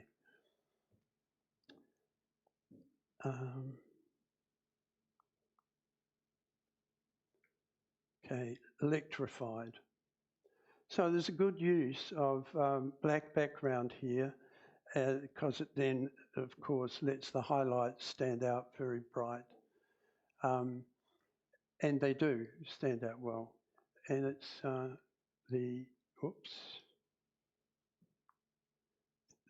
these little sparks out here, the purple ones, are, quite attractive. The colour in here in the stem. The problem for me is that it's not very well balanced. As you can see, this is leaning to the left, and the edge around it is a bit disorganized. There's all those sparks on the right-hand side, but then a big gap here. So just have a look when you're composing something like that, a still life like that, that it's more symmetrical.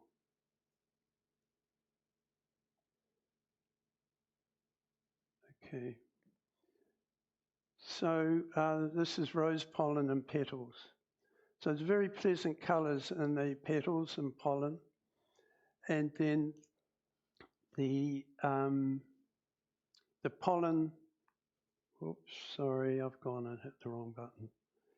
The pollen here is sharp, but unfortunately it's not very systematic. It's a bit scattered, a few here, a few there, and so on. So although it could act as a centre to the image, the scattering in a regular pattern detracts a little bit from that.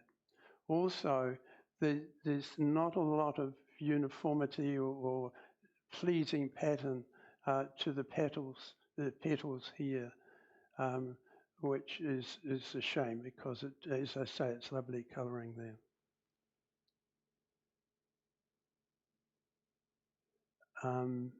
Okay, Australasian gannet, Takapu morasurata. So this here, of course, the difficulty with this image is there's no sharp texture to the feathers, and not only that, but the feathers around here and parts up here are blown out because they're so light. So just keep in mind that when you have contrast and quite a lot of light subject matter, you may need to adjust your exposure manually. The other thing is that, of course, the eye is closed here, so the whole thing is not quite as alive as would be ideal. So just pay a little bit of attention to the exposure in the future and maybe be a bit more patient and see if some movement is made that would make this more pleasing pattern.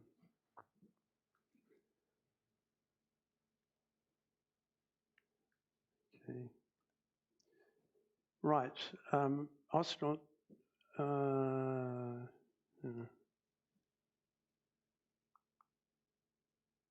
Yep. Crazy pathway, and it sure is. I know how, I like how this vertical image and angle of looking straight down is an interesting abstract. The orange strip brightens the image nicely. Our attention is divided, however, between the two figures, here and here. And particularly given this is very near the bottom edge, that is nicely positioned roughly on the thirds there. So I think this needs to, and also it's very busy because it's got all these shadows on this side, and it's got the light-coloured steel posts on this side. So in order to reduce that busyness and the conflict of the eye being taken from up the top to the bottom and then back up to near the top again up to here, I think if it was cropped somewhere about here, it would work very, very well.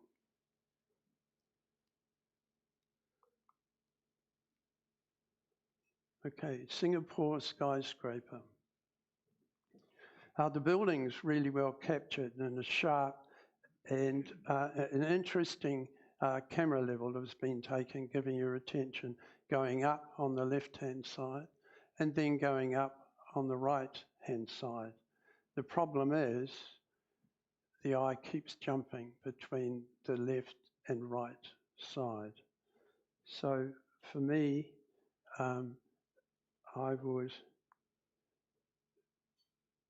crop this image into here. This is good record of that building, but it's just the competition between that and this. So I would crop it into here, and then you've got that sort of almost heart shape there that's as the frame, which is quite interesting. But this matches very well the frame around it. And you've got the curve here at the bottom, and the curves this way, and the curve up there with the one strong line up there. So I think it would be really well, it would work very well, I think, from a compositional point of view. If it was cropped like that, I would certainly accept it, or possibly high acceptance.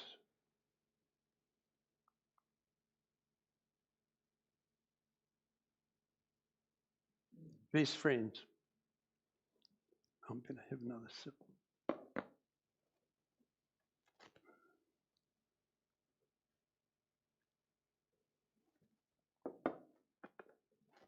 Okay, best friends. Other than the sloping horizon, this is well composed. The dog and owner are on the thirds, and they're also on the edge of the waterline there. The warm colour of the sand and the cool blue of the water are very pleasant. But best friends, when Dad is just looking out to the sea thinking, when can I go home? Or whatever he is thinking, just a little bit of patience by the photographer, and at some point he would certainly look down at the dog, and you'd have that connection. And with it very well composed otherwise, then the story would come alive. But there's not much story there, is there, when you're looking out here and the dog is pleading for attention. So just be a little bit more patient if you're somewhere with an animal like that, and you'll get a great opportunity at some point to make the snap.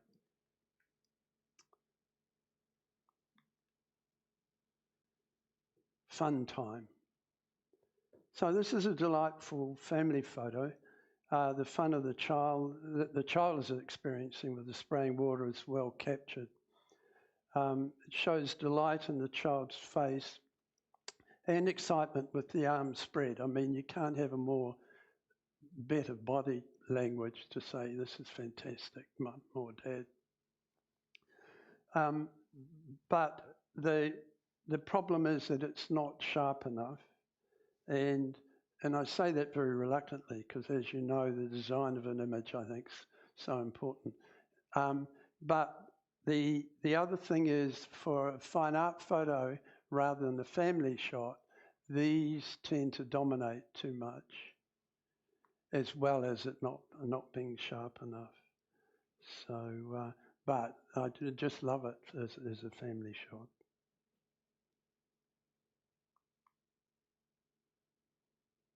Okay, Paulburn Dam evening. So what I like about this, and what I think it ideally is the main thing, is this part of the image.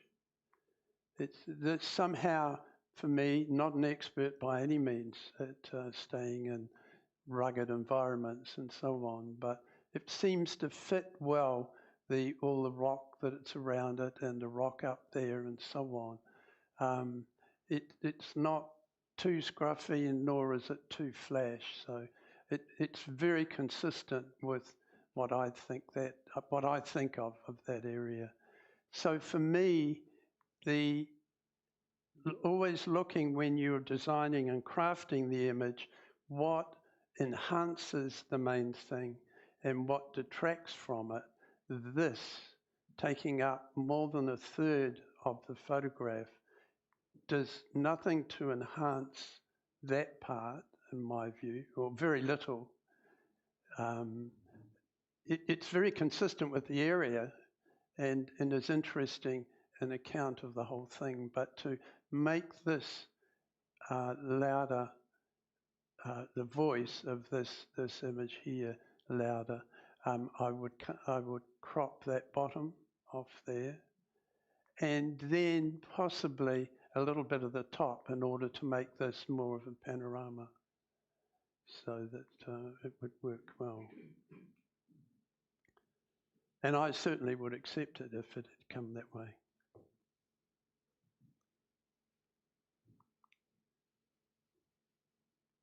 Okay, they're here, corner high and Tuam. So the main thing here for me is the mannequin.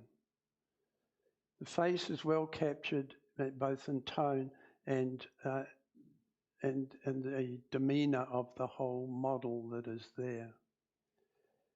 And for me, just looking at that part of the image, I say to myself, I wonder what this person, i.e. model, is thinking about.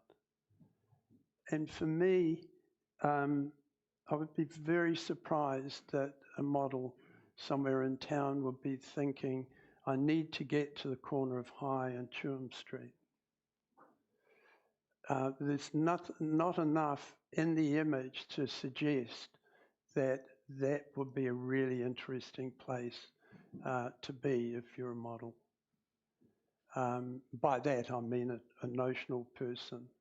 And in particular, this here, in that colouring and so on, although we know that that's on that corner, doesn't link very strongly for me to the model here.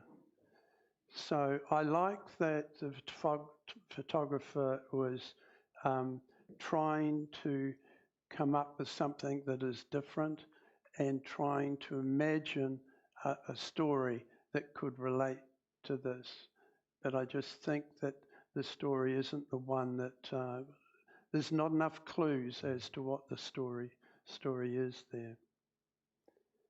But I want to encourage you to keep thinking of how you could use this to have a more obvious story that most of us could pick up on.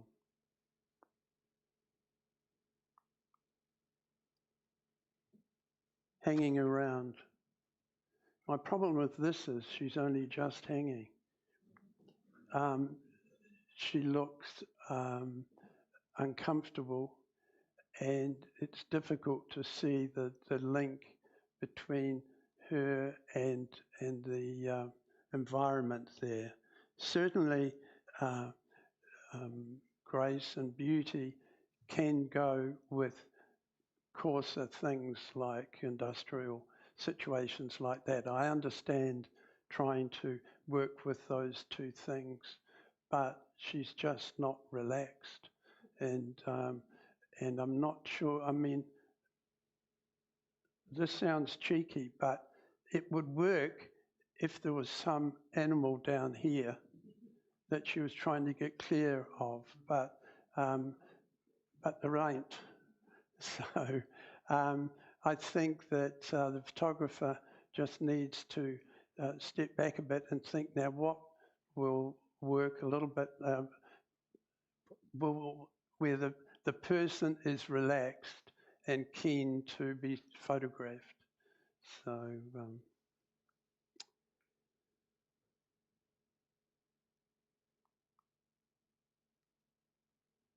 okay, threshold of childhood.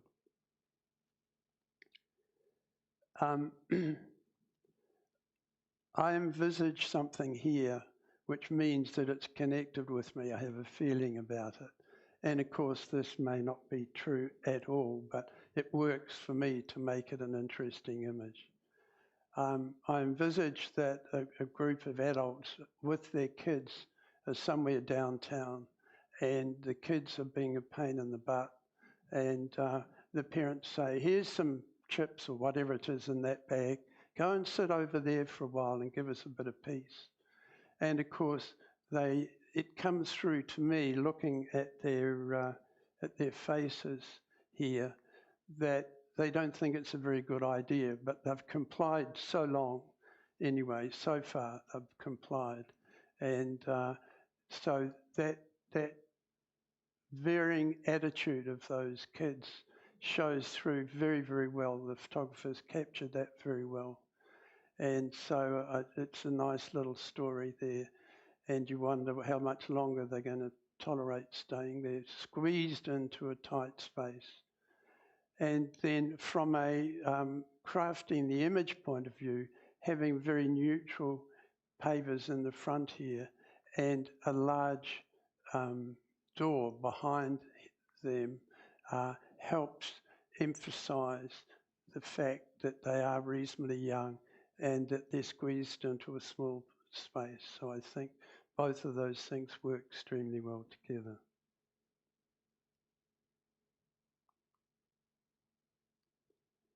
Okay, blooming in a warm autumn.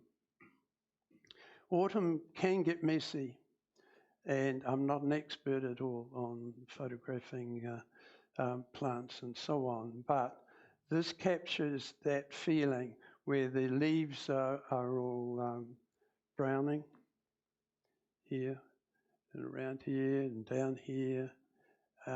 It's just a little bit of a mess around there. And then the petals, some of them are starting to wilt and so on.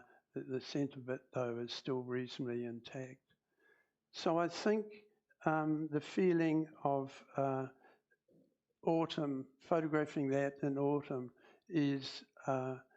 works well, and that you get that feeling of it being a little bit getting run down. It's going to get worse as autumn goes on longer, and so on.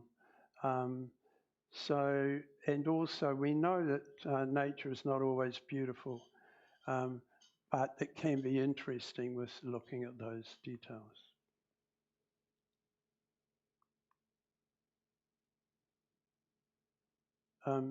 Right, Sri Lankan boy spinning fire. And so this, of course, evokes, I talk about the importance of it being about something and evoking a feeling, evokes tension, danger and drama, and does that very, very well.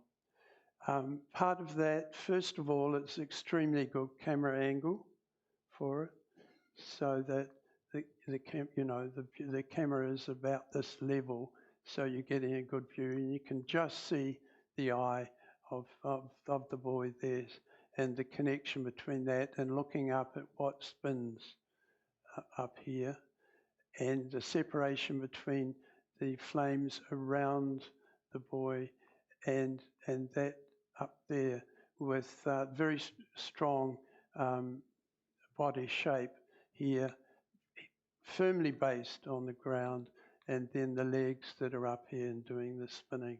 So I think it's extremely, very well composed, and just brings together the action up here and the environment that he's in.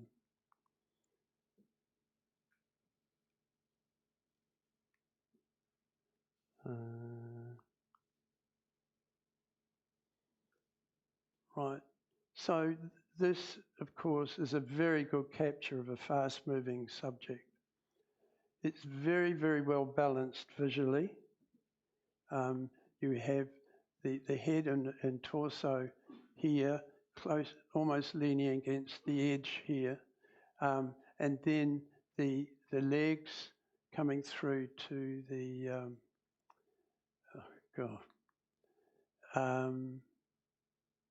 what do you call it? Yeah, thank you. Yeah, senior moment there. And then you've got the diagonal coming through this way with the handlebars. Then you've got the lines coming through here. So this gives a strong sense of movement going forward, despite the fact that there's no blurring to indicate that there is speed. So I think it's very well composed, very well done. It's the old hairy thing with these, you can't see the eyes, and yet this here is such a heavily weighted aspect of the image. It's the bit that your eye goes to first and then comes down through here. So that's the only thing. And of course, you can't do anything about that as a photographer.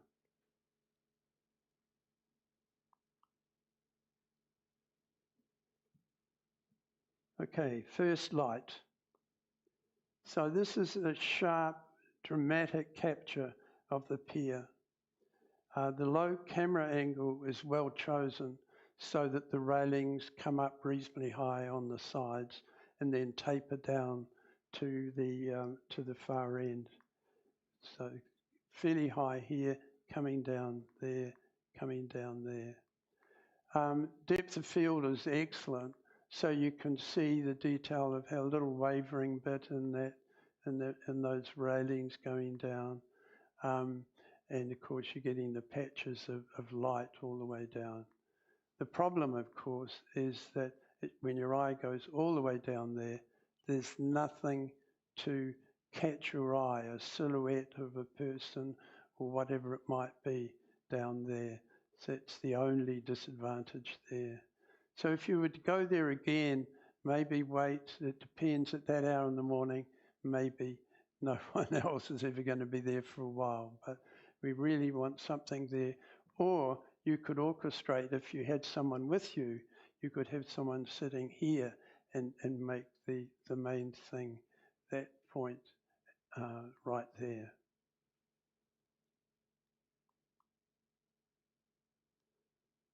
Okay, Mitchell's Cottage, Central Otago. So there's a lot of detail in this image, but the main thrust is the line takes you through along the top edge of this, through over these rocks here to the cottage here. So there's a nice flow through to the cottage, and there's other lines that help take it through over towards there.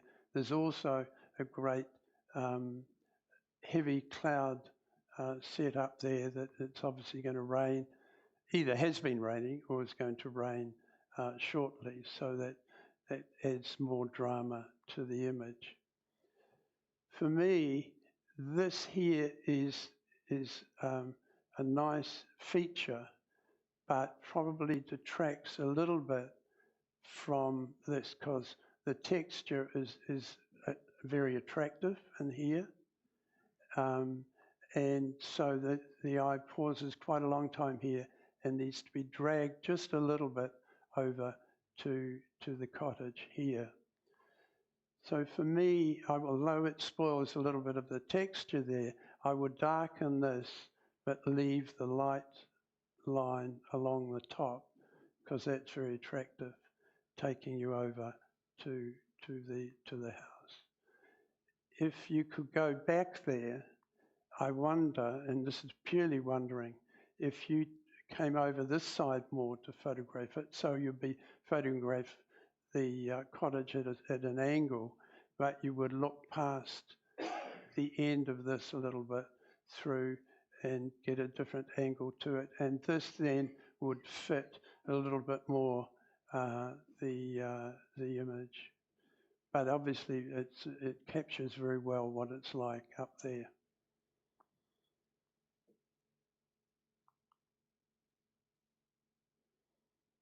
Okay. So in this image, of course, the steam engine, or whatever it's called, is the only significantly sharp item there. And the gruntiness of it appeals to me, and with all this heavy work machinery up here. And then you've got just the head of the driver of it sitting there looking very relaxed, which I think works well. I also like the grittiness of the road there, the metal road, and how that shows on the wheels. I can just about hear the crunch as it comes along here. So if it evokes that sort of feeling, I think it works well. The background here is sufficiently blurred that it gives a good background to the main feature here. And these two people going the other way, so you have this feeling of them going that way, this coming round a corner and along here. So there's a sense of movement. The only shame is that a newish vehicle here doesn't contrast well with this, and I would have darkened that down. The blurring here also, I think, softens things against the hard metallic aspect of this.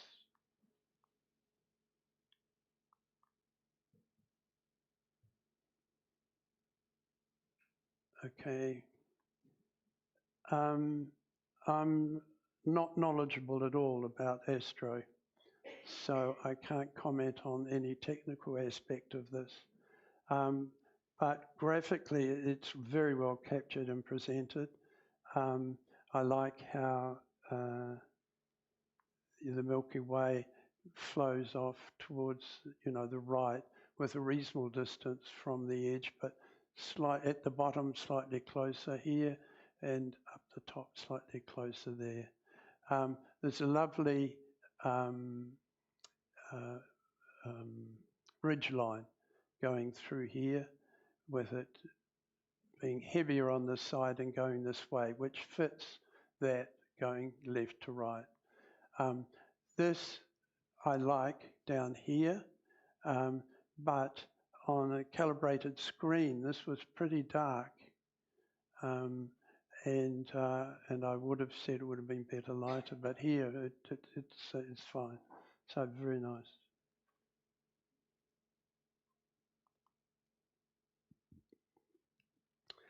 Sunflower bud. The strongest part of this, of course, is the outer leaves. And the lovely design here, going from a fatter, almost round leaf to these parts here. And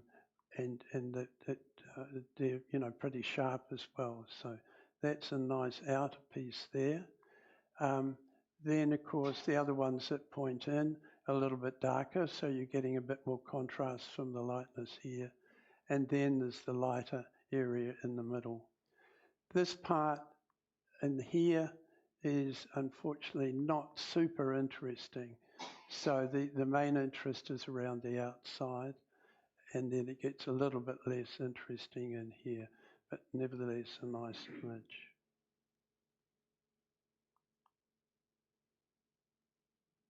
Okay, viewing Banksy. This is a very nicely crafted image, in my view. We've got the uniform pattern of 2 rows of images. A little bit of intrigue with them being slightly different sizes.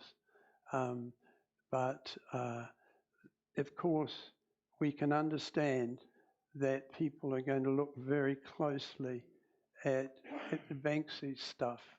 And you'll notice this person looking in really close here, this one taller, and it's easy for him to look at the ones up the top. So the relationship of the lookers looking at the subject, I think, works very well. And it also works well because of these two to the left tend to be looking to the right, or certainly that one, and even the woman here.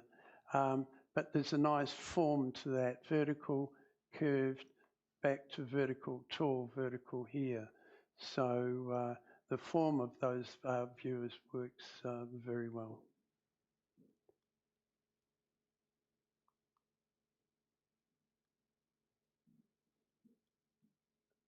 Okay, recurve. So I think that the author has handled this very, very well.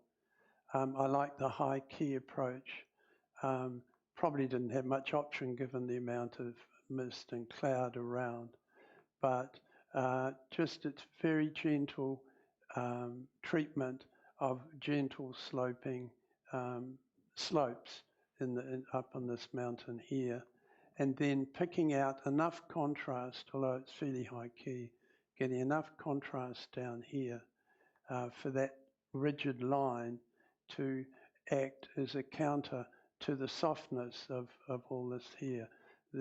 What I mean by that is because it's a significant straight line, fairly straight line, that's harsher than the softness of this here. And of course, then there's this triangular shape here with a nice softer bit of snow over here. So I think that works extremely well. And so the main thing is that idea of expanse and softness. But I think that this, in my view, detracts from the main thing.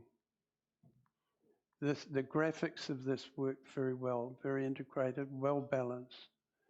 And this here tends to detract from those features up there. So for me, I would crop that at the bottom.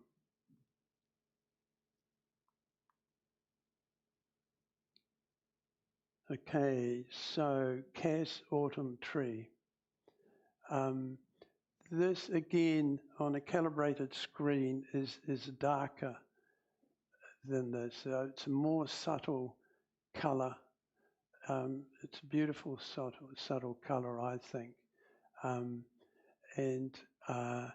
But it's definitely looking at a nighttime scene on a calibrated screen, and that works extremely well.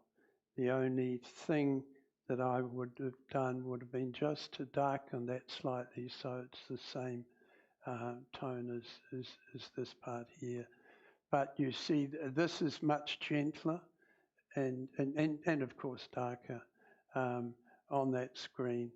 And then the only reservation I have about it, I like obviously the warm colour and then the cool colour behind, but this detracts because it's a strong blue, and so would either need to be cropped up here or that darkened. I think without actually being able to do it, I think cropping would work the best because it keeps the attention on the main thing.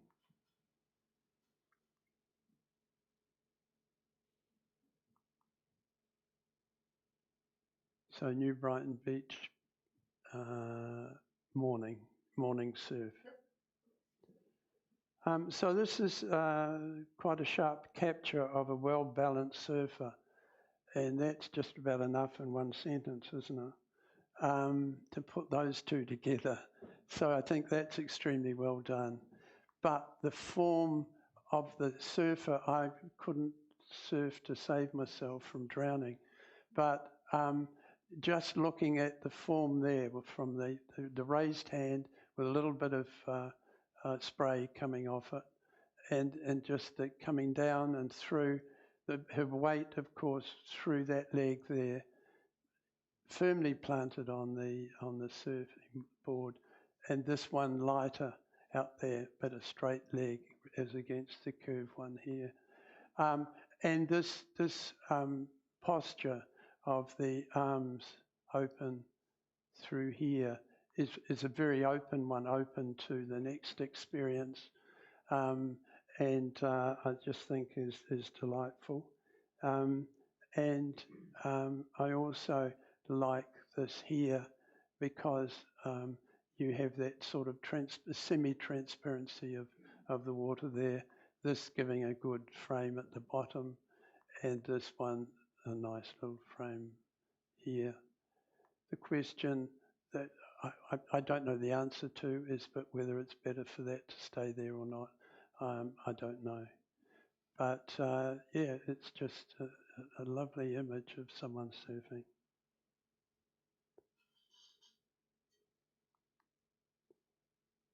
Okay, Fiordland. So this is a really well-crafted image, extremely well-crafted. It reads well from left to right, going from this here over to this side here. This is a bigger volume, but it still has the most visual weight. This being smaller, but because it's perceived as heavier, being rocks, they balance each other very, very well. I just love how the outline of this tree is fascinating and very attractive. You've got this bit here at the top giving more weight and like an umbrella almost over everything. Then it comes down fairly straight, but a nice tidy edge to it.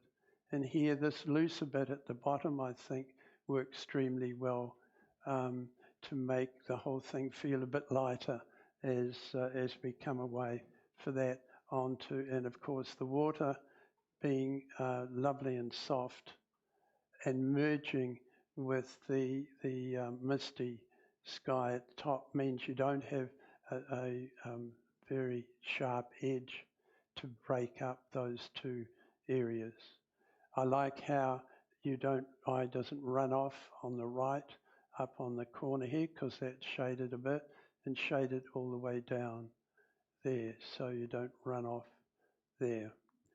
The only thing which really disappoints me because it's such a lovely image, is that area there, which is the part that your eye goes to probably the most, other than for this and this, is a little bit bland. It hasn't got, if it just had a bit more shadow in there or something like that, it would be an incredible image.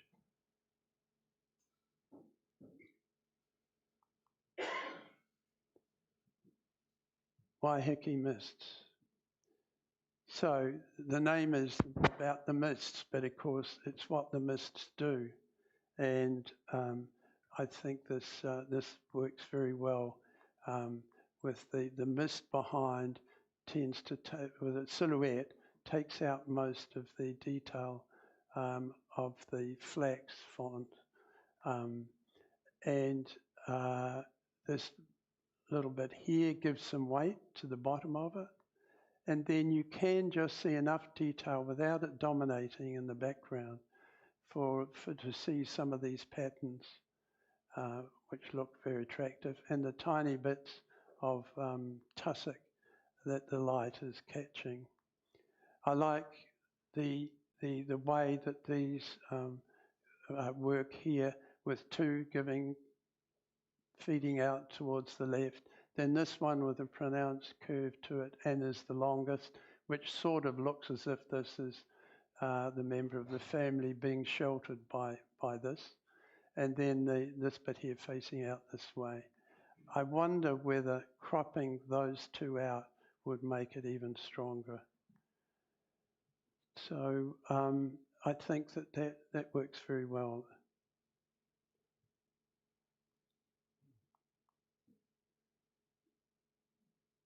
So I just love this bird image. I'm not, unlike many of you, I've never photographed herons, but I wish I'd seen that one. It's just so, the elegance that we think of and strive for in photographing herons here is being thumbed at because of the strong wind. It's just stunning. But unfortunately, this intrudes on it more than I would like. I kind of think that the branches in here are reasonably consistent with all the scattering of feathers and things here. They're lineal and so work. But unfortunately, it's way too high up here. So I think a bit of gardening is necessary. And of course, I mean with Photoshop. And although it would be quite a lot of, it wouldn't be any good for a nature photograph, but some of this here that crosses over the legs, some of it, but not all of it, I'd remove. I'd remove these bits that stick up, just the bits of wood that stick up, and definitely get rid of that. So it's a reasonably even thing, and then I think it would work very well. Clearly not going to work as well as if it was totally on its own, but would rescue it, would enhance the image with that gardening.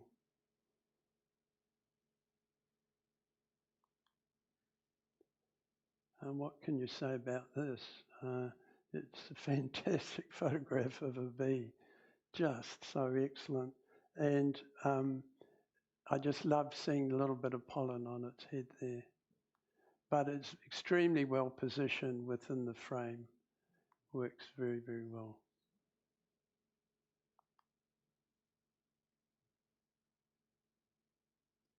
Summer days. Or is it summer days? With the I in there. I think this captures the summer feeling extremely well, which I need at this time of the year. And the posture I think, is very good, and very good eye contact, and a nice natural smile here. I love how the light catches the hair. There's a little more contrast on a calibrated screen. It gets slightly blown out here, so it's even more attractive there. Down here, it doesn't intrude at all because it's light and, of course, well out of focus. Unfortunately, this bit here does dominate and could be, either lightened considerably, I suspect, but the rest of it is great.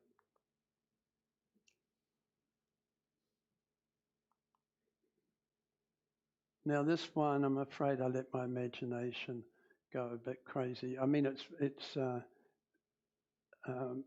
my view is, my description for this, which is pushing the imagination a bit, but this is a penguin family moment. This is Dad. Mum's in the background making sure the kids don't misbehave too much. One of the kids is holding forth, and the other one's looking a bit submissive, ready to take their turn once this one has stopped squawking. So there's a great dialogue potentially going on here. For that, it gets marks from me for a good story. But of course, it's well crafted as well, because the snow is largely out of focus, a little bit in focus here, and merges gently with the blue sky. But so all of those things make up for the fact that this isn't very elegant arrangement of the birds. Yeah, it really made me smile.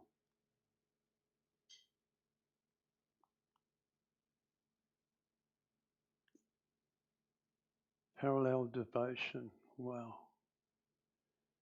Gee, isn't that cute? Even down to the fact that it's just a very gentle touching of beaks, as if a nudge to say, I love you.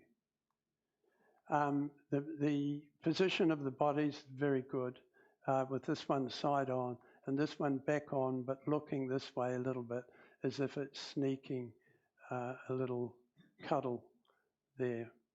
As we know, and the green is darker on a calibrated screen, so you have a lovely rich green, which is beautifully sharp, moving to the brighter yellow, and then the darker bit around here with the red beak next to the darker bit, and of course the white eyes. It's just stunning image, and lovely, cuddle up.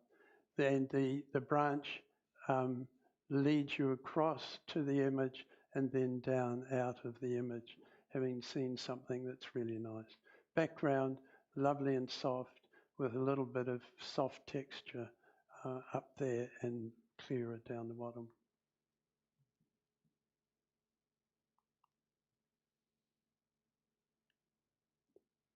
Pastel Pretty. I didn't notice the name on this when I first looked at all the images because I didn't want to be biased too much. But I wrote down, for me, the main thing is the colour. It's actually a photograph of colour, and it's used a floral image to demonstrate that colour. For me, the artist has using a glass jug means that the richness of the colour, the most rich part is just here, showing through here. Then the outline and silhouette of that jug, starting here on the left-hand side and reading across, takes your eye across through the bottle down here, but more so up the stem here, up into these flowers up here, and then this here taking you across there and down there, is beautifully arranged. The use of the light coming through the petals is so soft, and then of course you've got the yellow bits to highlight in the centre of all the images. And then there's a little bit more stronger colour here with a little bit of mixture of colour through here and through here and here. So having written down this is a photograph of colour rather than flowers, but uses the flowers to enhance the image of colour. I was pleased to see that title about pastel, pretty pastel, fitted exactly how I felt when I viewed the image.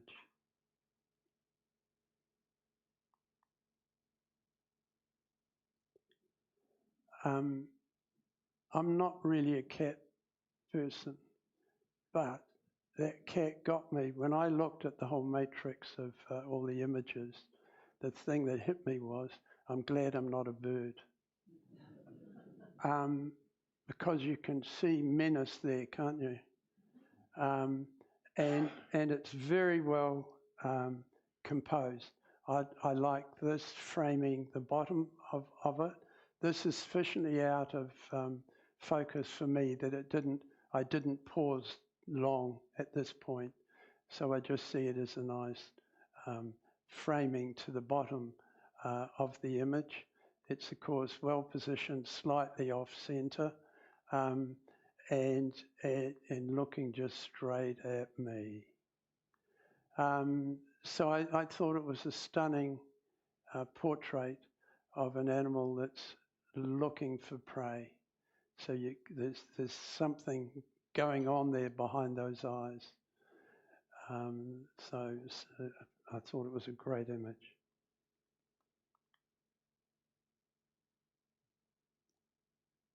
So this is just lovely. I like how you have the deep blue at the bottom here, going up to the lighter blue at the top, so it's brighter up there. And so this always makes it more of a mystery as to what's down here, being darker. And then there's that little patch of a slightly more green colour there, which stops it being too boring, blue background. Then the main thing is the balance that goes on here.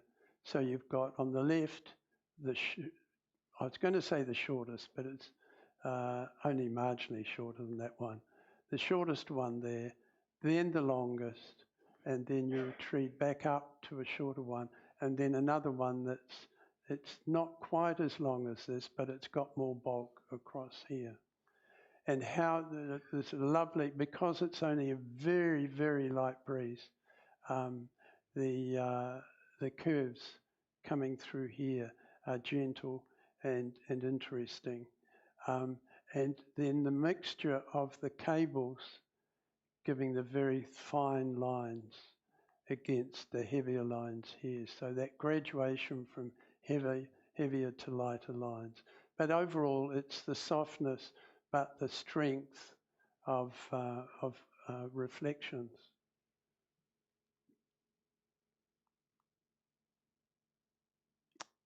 So this is the best in show.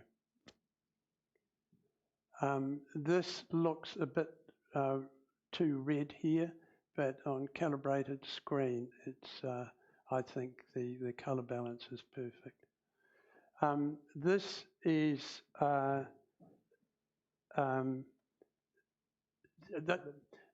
why this is a 6 is that the idea of being immersed in music that all of us have had at various times, not necessarily playing, certainly not me playing, but I've seen it in others, or get immersed in other people's music, is expressed in this, between these 4 edges.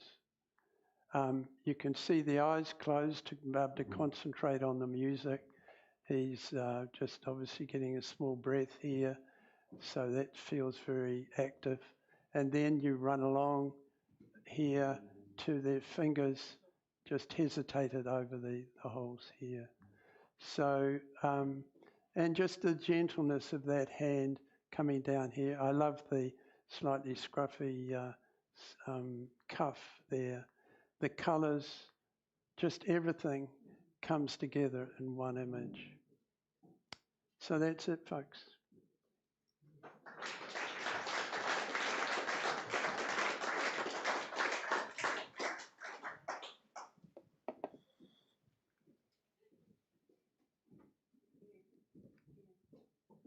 Thank you. Oh, sorry, I turned that off. Thank you, John. That was very detailed, very informative, and I think everybody appreciates the time that you took to do such great critique. So a round of applause for John, please. Thanks. Thank you. Yes, probably, yes. Did you want to do that now? We're going to do the certificates. We're doing the certificates. Yep, yep, that's right, yep. So yeah, that was amazing, John. Lots and lots of photos, and it must have been a really hard job because they were a really great set. Yeah. So this is just a wee thank you for from the committee for all your effort there. Okay. So thank you very much. Thank you. Sorry, yeah. John, do you want to shake people's hands? Because Diana's gone, I think. Okay. So do you want to congratulate all the people that... he'll come over.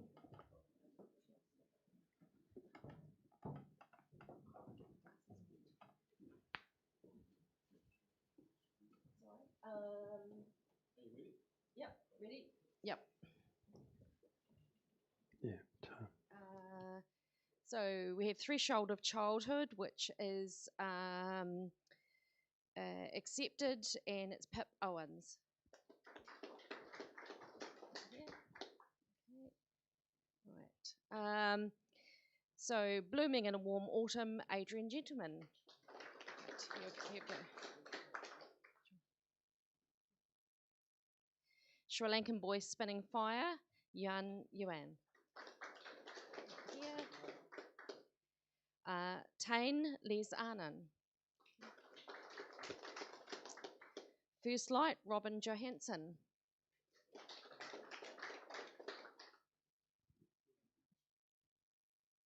Mitchell's Cottage, Central Otago, Bonnie Stetskamp.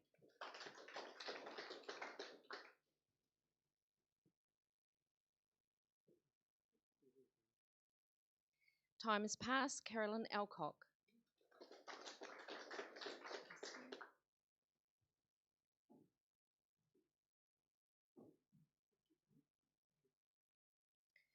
Milky Way, Lake Ohau, Heidi Anderson. Sunflower Bud, Diana Andrews. She's just gone, unfortunately.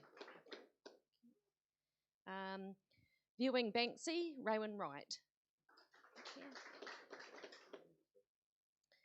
High Acceptance, this is actually me.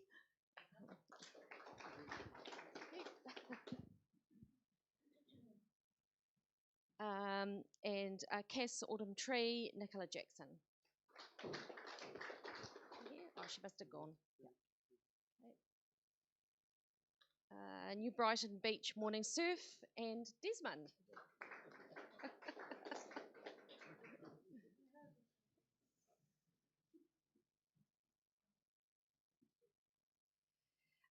Fiordland, Shirley Wilson.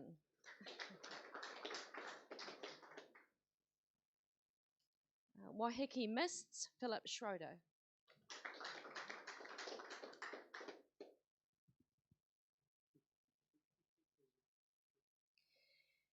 Here in Windy Fashion Statement, Ron Williams.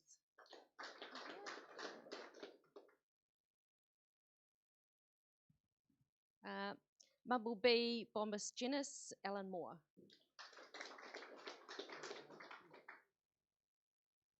Summer Days, Paul Williams.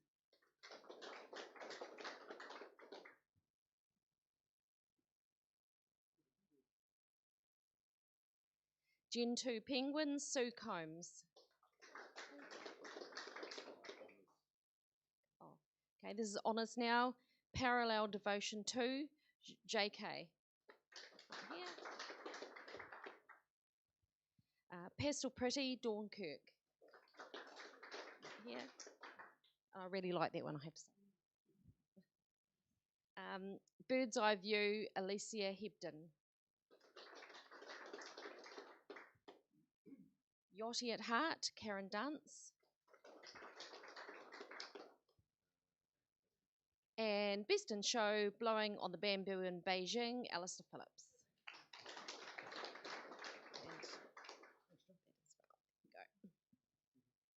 Brilliant, okay. Right, I think we won't do any comments, it's quite late now, so thank you very much, and I'll hand it over to Diane. Just in time, yes. I thought I had a bit more time. Okay, thank you for coming tonight, and I'd like to thank the boys on the IT over there. John for coming. I don't know who did the opening and closing, not sure. I arrived a bit late, so thank you. Oh, is it Desmond? Thank you anyway. And if you could please put your chairs back, that would be great. And thank you all for coming. See you next week.